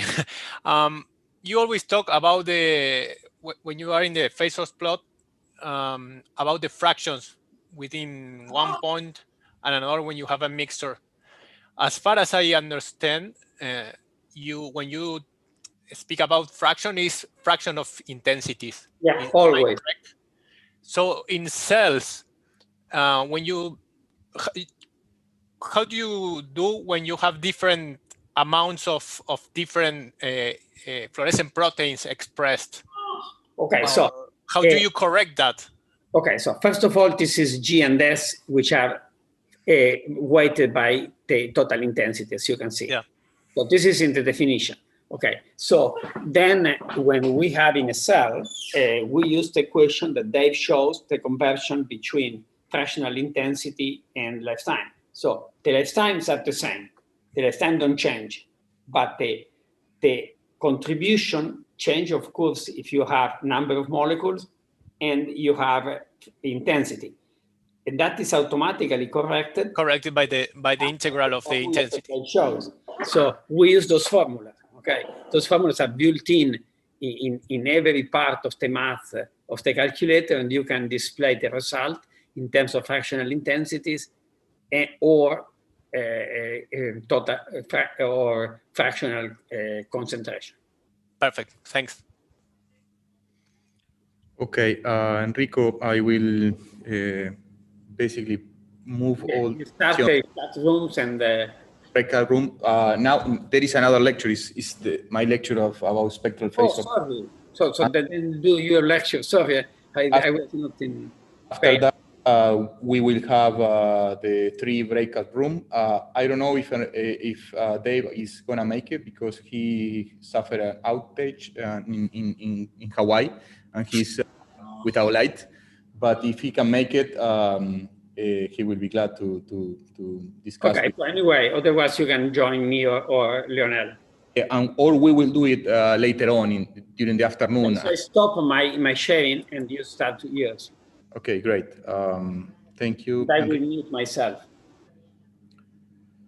Perfect. Okay, as I said before, the next talk is given by me, and it will be related to spectral phasor.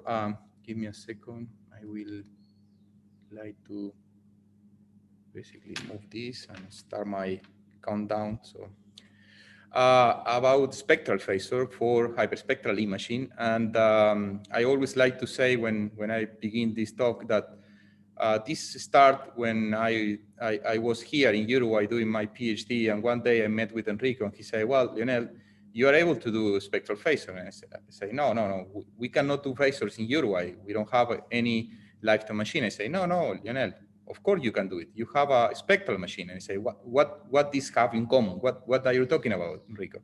So after that, he explained me how to do spectral phasor and how to use this unique tool to analyze hyperspectral imaging. And we published several papers that I will cover today. So trying to answering the question about what are the similarities between lifetime and spectral phasor is, well, as Enrico say and Dave say today, well, if we have lifetime decays, we will find single exponential on the universal cycle. If we increase the lifetime, the modulation will be decreased and the phase will be increased. And if we think about basically on spectra, the main concept here is the period. So as Enrico said before, we need to have a period, a fixed period, in order to transform our data and basically follow all the rules related to phasors, linearity, linear combination, etc. So, but if we do the proper transformation, and I will address this in the next slide, we can have a transformation. Now it's not just 1 quarter, it's the 4-quarter phasor transformation. And we will have a modulation and a phase, and I will explain in a minute what this means in terms of the characteristic of the spectra that we have here. If the phasor is the spectral moves, this will produce a shift in the spectral position and change in modulation and change in phase. So in some way, they are very similar. The big difference is that we don't have a universal cycle. The universal cycle is this one, but it doesn't have the meaning that we have here. But still, all the properties that we have learned from the lifetime phasor will work in the spectral phase. So about the formalities, well, this is a Fourier transformation. As Enrico said, we will get basically the real and imaginary part of the Fourier transformation that we call GNS. And we have basically the integral of the intensity multiplied by the cosine or the sine of the shift, spectral shift. This term basically defines how much is shift from the beginning of our range. And we always define a range. And this is, as I said before, important. The other very important thing is that we need to normalize. Without normalization, all the linear properties will not work. And this is important. What are the advantages, or what are the highlights that we have with the spectral phasor? Well, it's a model-free, as Enrico said, does not require prior knowledge, and we will see that this is very important for some of the application. It can be done in cuvette and imaging, and it combines the classical analysis of the mixing with the new phasor analysis. And it's very, very important, this application, when we use environmental sensitive proof. So this method was originally described by Freduoni at the Harrison lab, and the main interest at that paper was the demixing. And this is what I will explain now with this simulation that I did.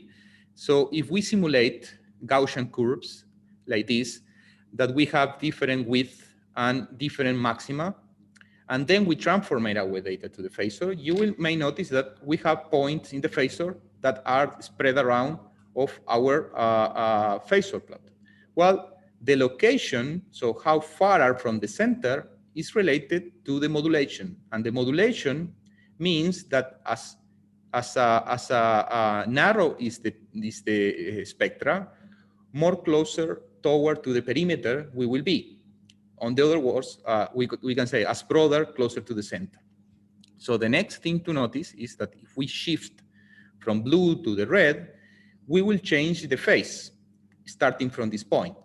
So just looking at the phasor, I can immediately tell you that this is bluer than this spectra. And I can tell you that this spectra is broader than this spectra.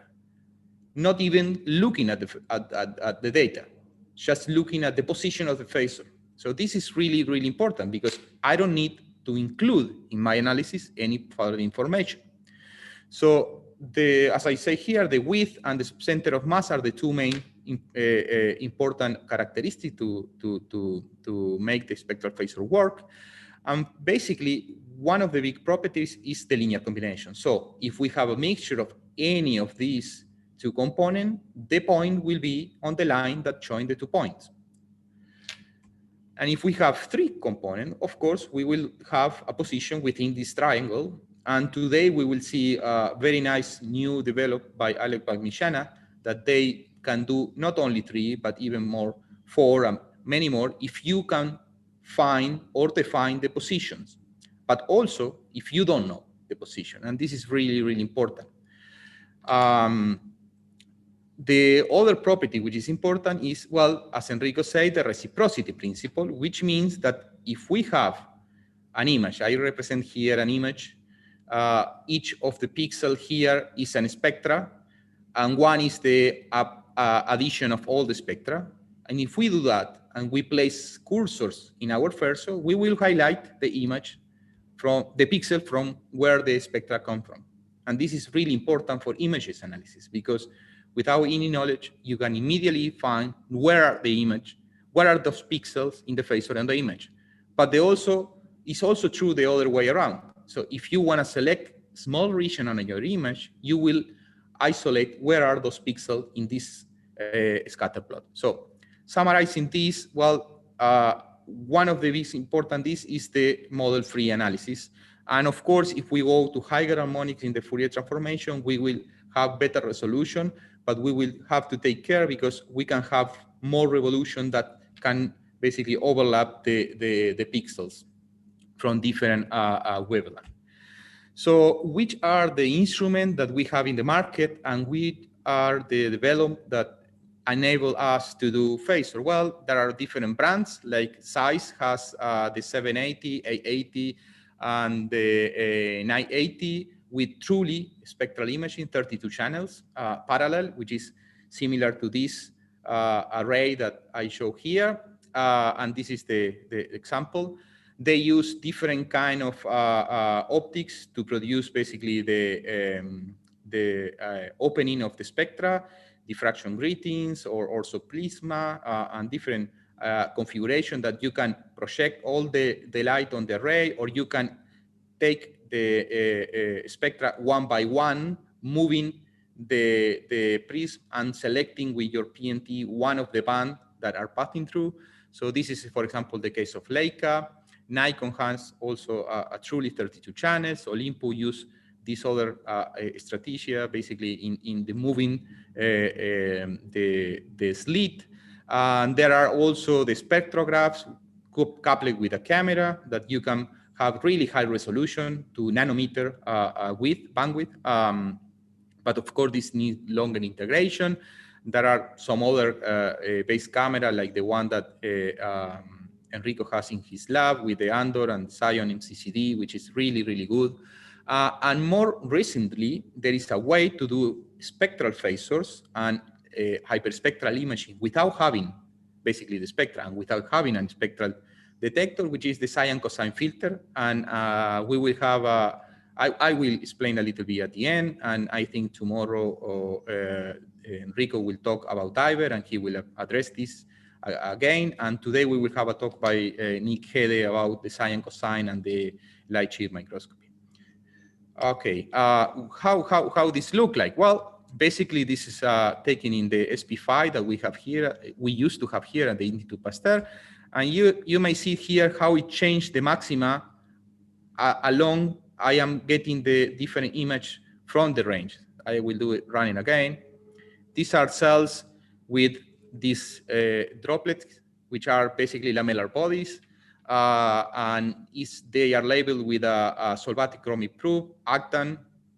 And then if we do the transformation from each of the pixels, we get our cloud of pixels. Each of these points are one of the pixels in the image. And then we can use a color design. And then you may see that now that this is basically an homogeneous intensity, is now rather completely different organization, and you may see immediately those very noticeable lamellar bodies which are completely different from the others. And these are very blue. The purple here means basically shorter wavelength, and the red one are longer wavelength by the phase.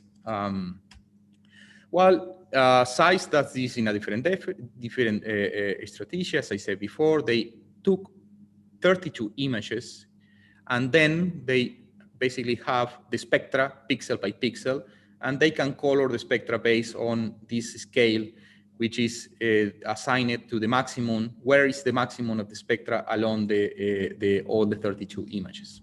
So what are the considerations that we need to have when we do the spectral phasor? One of the first one that I want to highlight is the range.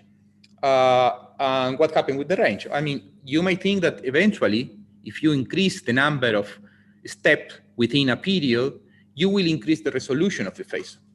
And this is not really correct. And you will sacrifice something which is very important for the phasor, as I will show you in a minute. Well, if we do this, for example, these are the spectra for night red in different environments, so phospholipids or triacylglycerols. And we have one which is very, very blue, and the other is a little bit redder, and this is the total. Then we have the phasor. And you immediately notice that this point, which is basically the addition of this spectra and this spectra, is mathematically added. I took this spectra from the webpage of Thermoscientific, and I just sum both. And this should fall basically in the middle of this linear combination. And you can immediately notice that this is out of the linear combination. And this is because you cut almost half of the decay here and almost 30% of the decay here.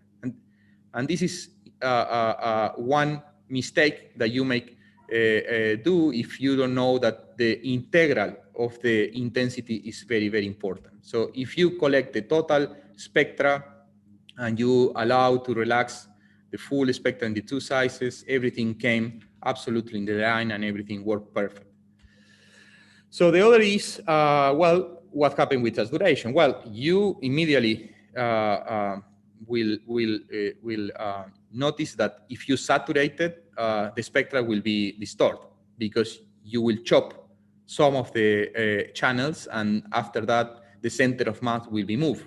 Well, I did this simple experiment, increasing the light over and over and over, and I placed the cursor at the beginning in some location, and you may see that as soon as I start to increase over and over and over, and the saturation go up and up and up, this cloud of pixels move away from the original position where everything was okay.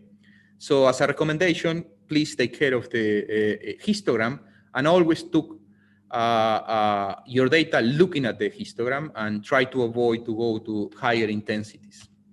So the second thing is the consideration of the channel and the bandwidth of the channel. You may notice you can have, if you have an instrument with 32 channels, this is ideal because you got the 32 channels in one single shot, but sometimes you need to record one by one. And you may think that eventually if you collect 8 or 10 or 16, you may save some time because every time that you illuminate is more bleaching, is also more time, so the things can move, anything. So anyway, so of course, if you can get 32, it's almost ideal. If you go higher, indeed, you renounce because of course, in each of the channel you have LED signal, and this make the spectra broader, the spectral phasor broader. So between 16 and 32 is kind of the ideal situation for the spectral. And if you are lucky and you have in your lab the 32 channel, don't move anything, use this configuration, which is really, really good for all the analysis that we will see in the presentation. So to explain the properties and the goodness of the spectral phasor for the analysis, I will use this, some of the experiments that I have done during my PhD and also the postdoc, working with solvatochromic proof, Agdan and Laurdan, original synthesizers, as Dave said yesterday, by Gregorio Weber and Faye Ferris. Basically, this has really a unique photophysics. After excitation, depending on the environment, the fluorophore can basically emit fluorescence without much change. But if you have solvatochromic, if you have dipolar molecule around, this dipolar molecule can be reoriented by the energy of the dipole of the probe, and this energy will be reflected as a reduction in the energy, which means a shift in the spectra and also a change in the lifetime.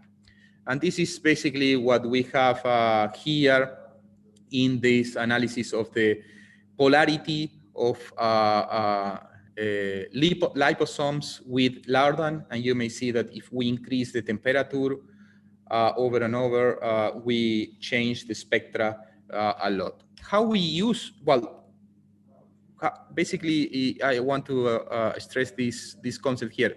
What we are looking basically here is just as at this molecule of water which are in the close proximity of Lardan.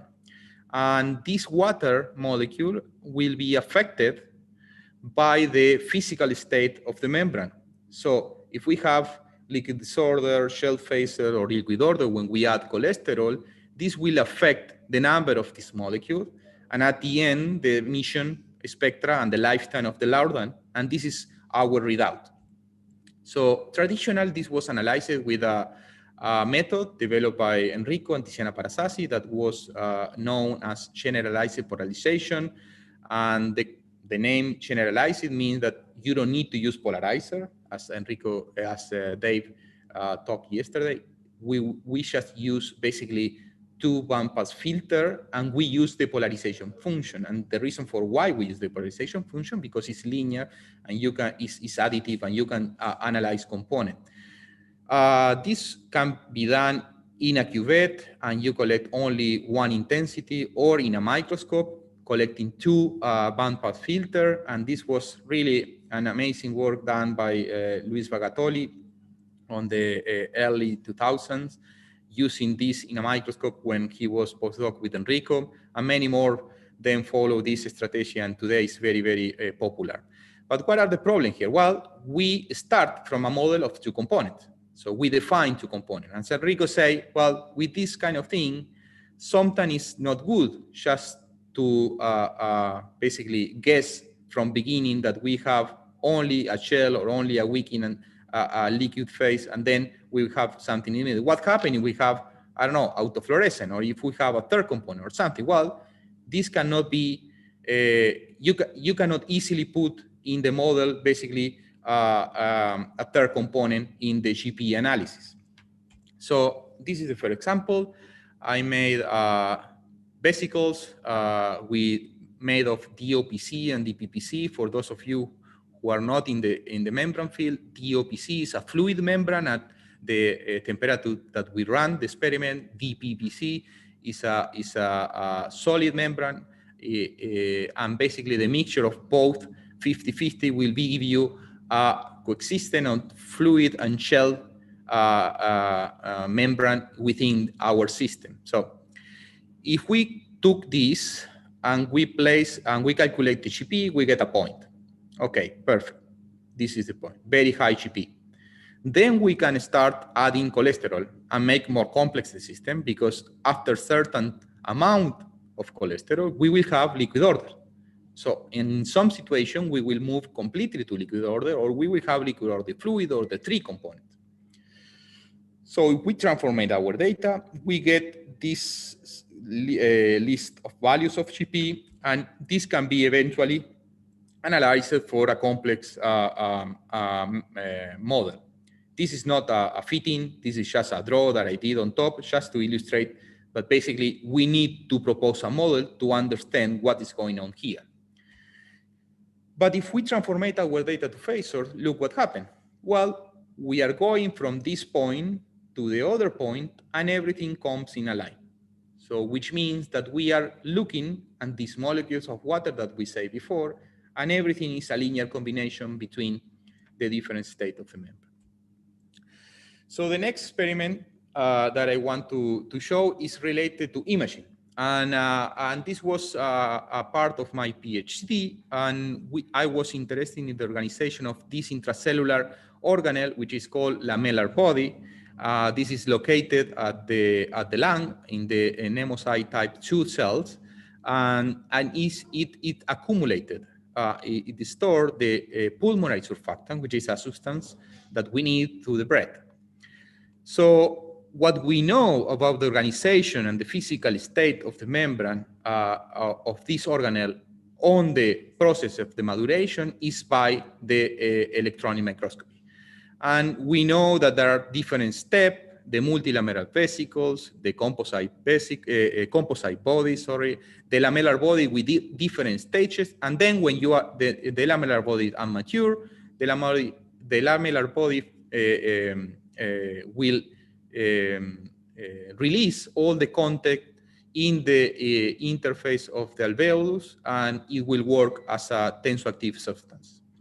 Well, we were working at this point with this experiment, and a paper came out saying that the lamellar bodies are very high dehydrated and packed substance within in vivo cell, and they assign this to a shell phase within the pneumocyte type 2 primary culture.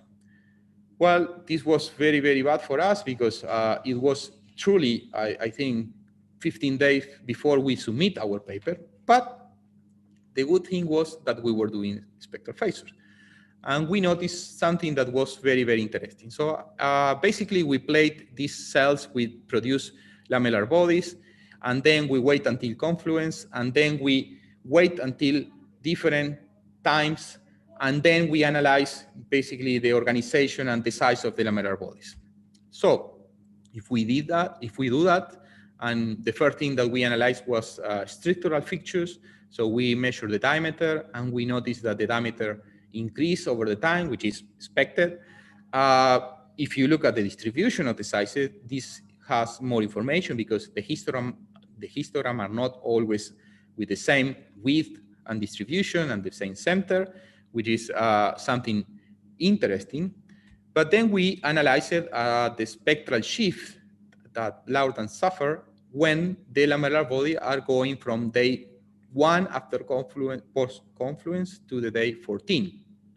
And you may notice that, of course, lamellar body growth, but also it change the color. Means that you are moving from pixel within this cursor, blue, to red, green, and then to red. And you see that this is a linear combination. So in the middle are basically combination between the two ends of the different stage of the lamellar bodies. Well, this alert us immediately. And when we did this analysis, which was, okay, let's compare the size of the lamellar body as a diameter versus the number of pixels. So in some way, we are trying to control the fact that as bigger are the lamellar bodies, more bluer they will go. We found this very interesting profile. So for the first 7 days, there is not much change in the spectral phasor position. But after this point, there is really a huge increase. And this is also true for the cursor in the center, which is, in a way, the increasing of the blue point as a linear combination of blue and red. Well, what happened, as I said before, the different stages of the modulation of the lamellar body takes first to go from the multivesicular to composite body, then early lamellar body to mature lamellar bodies, and then to the final stage when we got all the lamellar body mature and with very compacted and relaxed environment.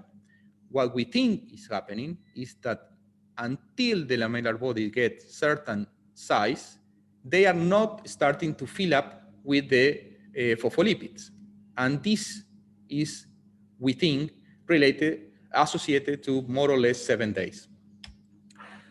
Okay, but we have phasors, and phasors enable us to do something more, which is this thing. Well, if we analyze the position for known phases like DOPC as a fluid, DPPC as a shell, and then a liquid order phase made of DPPC plus 30% of cholesterol. And we pick this 30% because the lamellar bodies within the cell does not have this higher concentration of cholesterol. They are below 10% of cholesterol.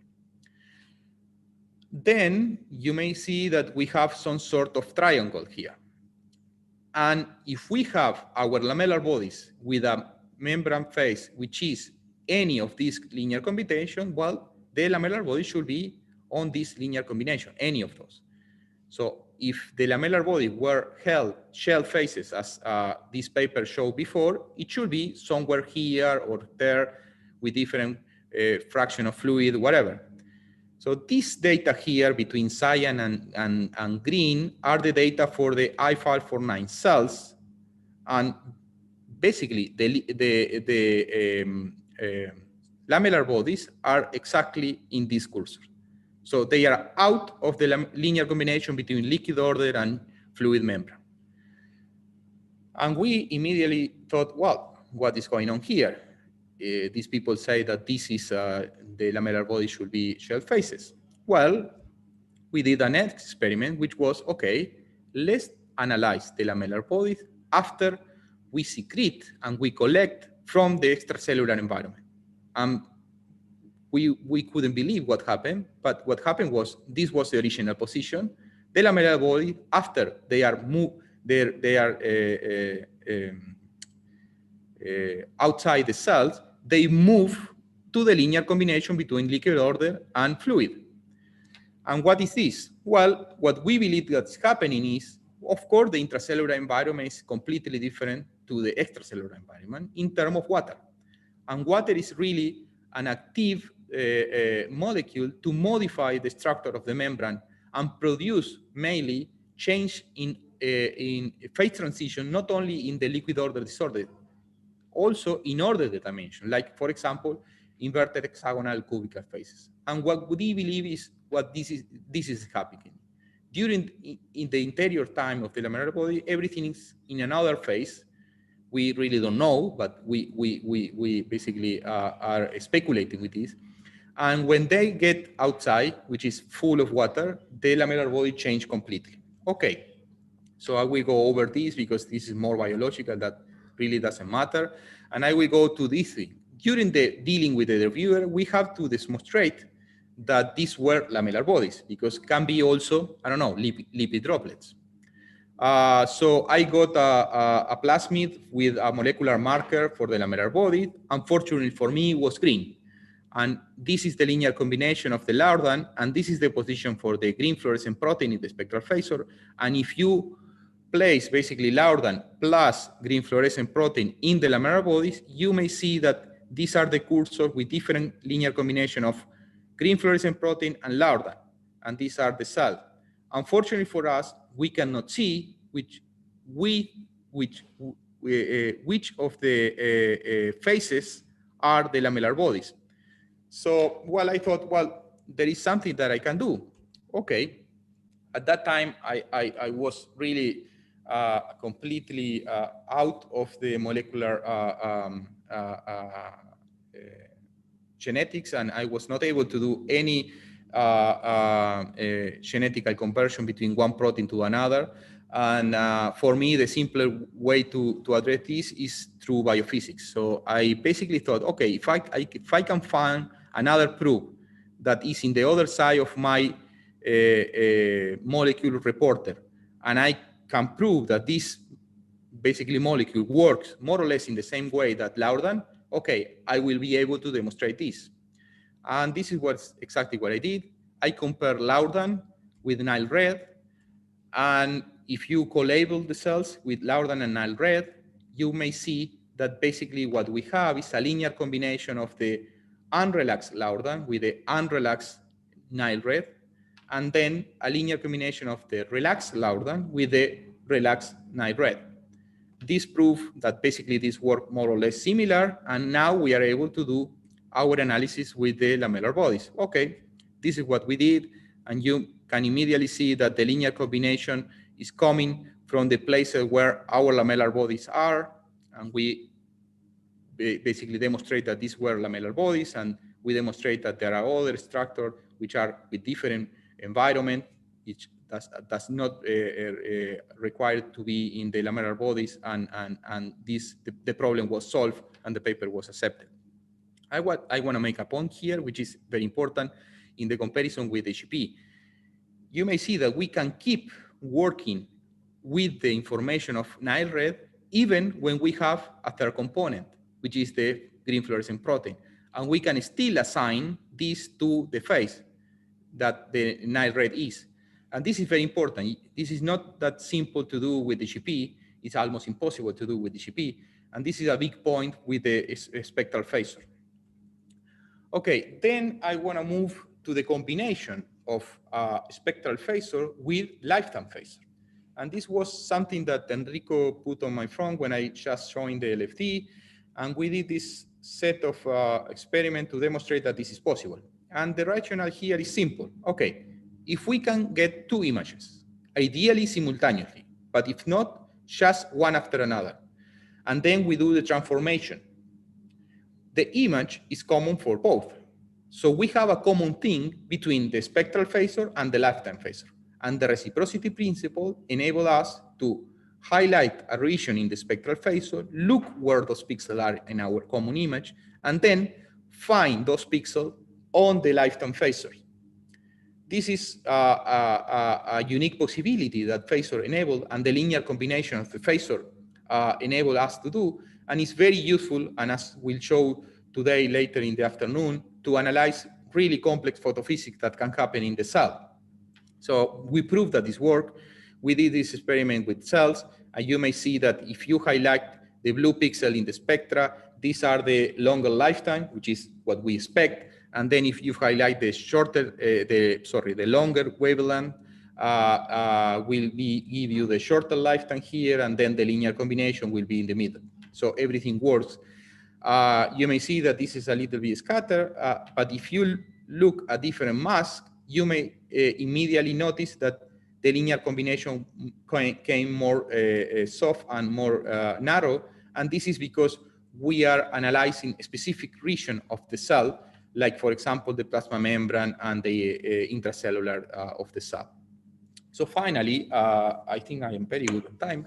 I will explain a little with this is, okay, can we do hyperspectral imaging without having an hyperspectral detector or a machine that can collect the spectra?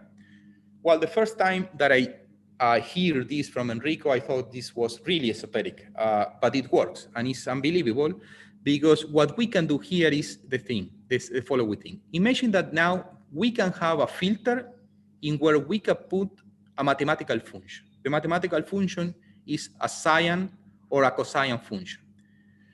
I thought this was unbelievable. How you can put a mathematical function within an optical object? Well, it's not a mathematical function. It's a transmission filter that has a shape which remains a sine or cosine. These are ideal sine and cosine filter, and these are the real sine and cosine filter that we use in our experiment. If you remember, in the transformation, we multiply our intensity by the cosine or sine of the spectral shift. Well, if you think about it, this is exactly the same. We are integrated all the bands from a period multiplying by a function, which is the transmission of filter in the range.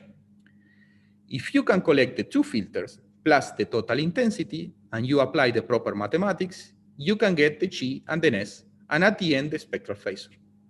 Well, we did that. Indeed, Sasha Dvornikov and Enrico did this in the original paper in Biomedical Optics in 2018.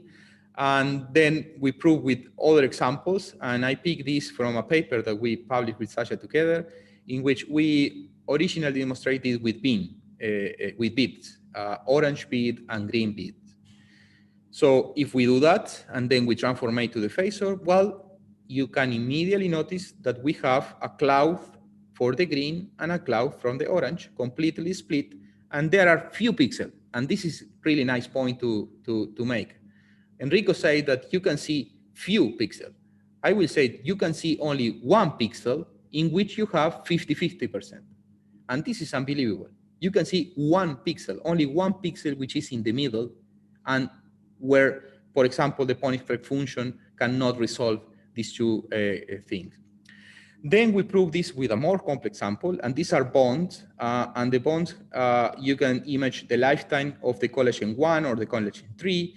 And we know, and Sum and Ranjit will show today how this can be used for cells and for tissues and other stuff, that the lifetime change. And if you select with the pixel side, with the cursor pixel here, you highlight the pixel in one and the other. But when you do spectral phasor, you can achieve the same.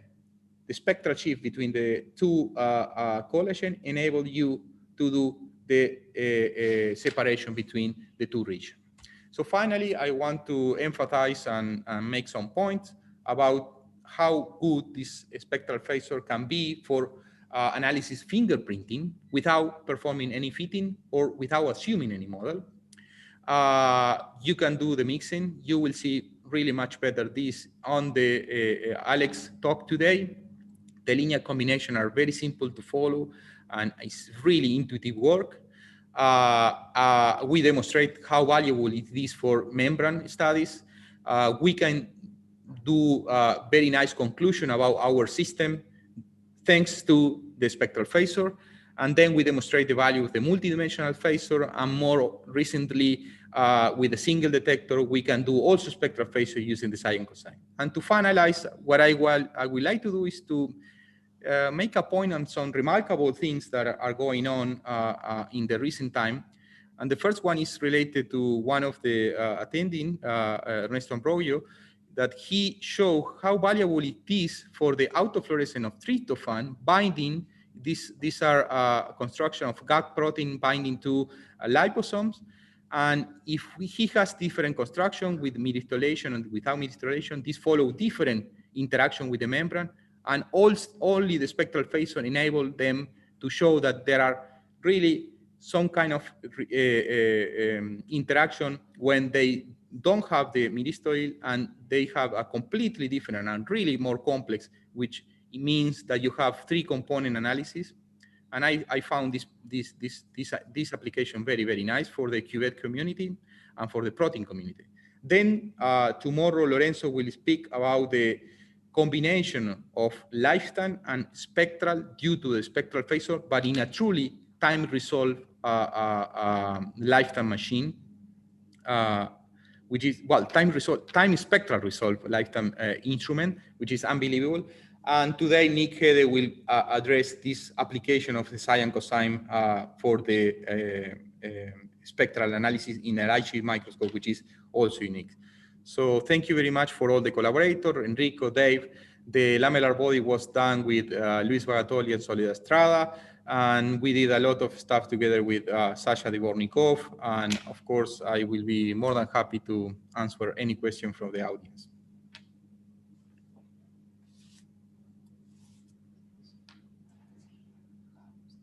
Okay, so I will stop sharing.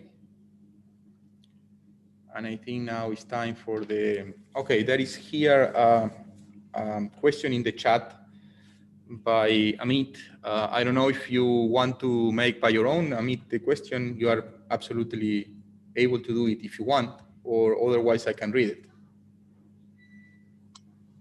Yeah, I can ask if you would like to.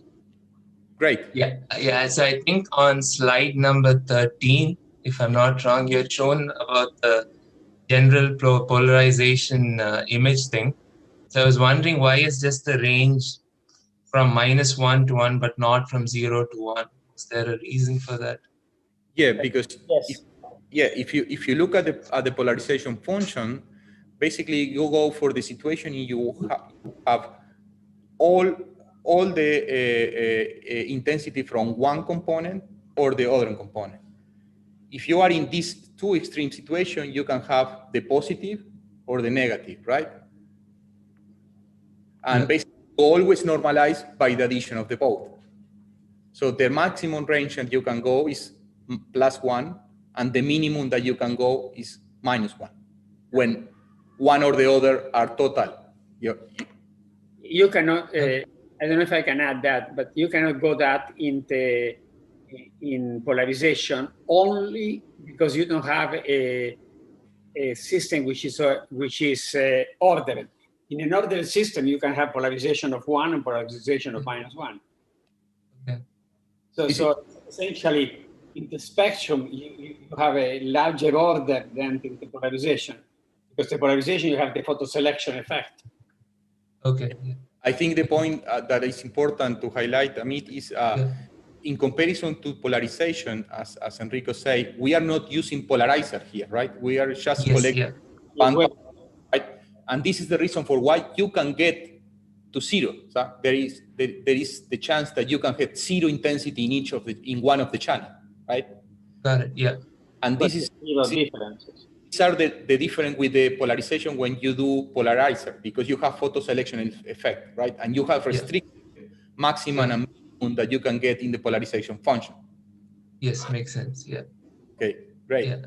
And my second thing was like, so during your image acquisition for your spectral phasor thing, if there is a change in, let's say, the membrane shape, because I think the images that you showed, pretty much the cell shape remains the same, but in case if there is a change, would it affect the phasor results, or do we do something to, you know?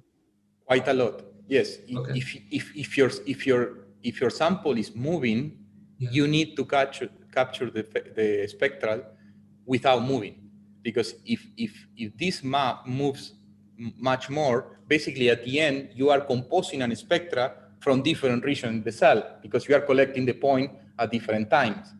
So this is the goodness of having an array, because in an array you can collect all the channel in a single shot, and you can really run this spectra very high. And if you have intensity enough, you can go to microsecond time scale. Really, truly, you can go really down with the pixel dwell time. But if you don't, and you have to collect one by one, this is the compromise. Yeah, you need to basically or reduce the number of channels, or either reduce the size of the image and collect less number of pixels in order to go faster, right? Yeah. Because you collect less pixels, or you can basically acquire as fast as possible. Okay, so like if I reduce the size of the image, I basically go to the region where it does not fluctuate. Well, for example, if instead of you collecting 1024 by 1024, you go to 256 to 256, you reduce the time, right? Because you are collecting of pixels, right?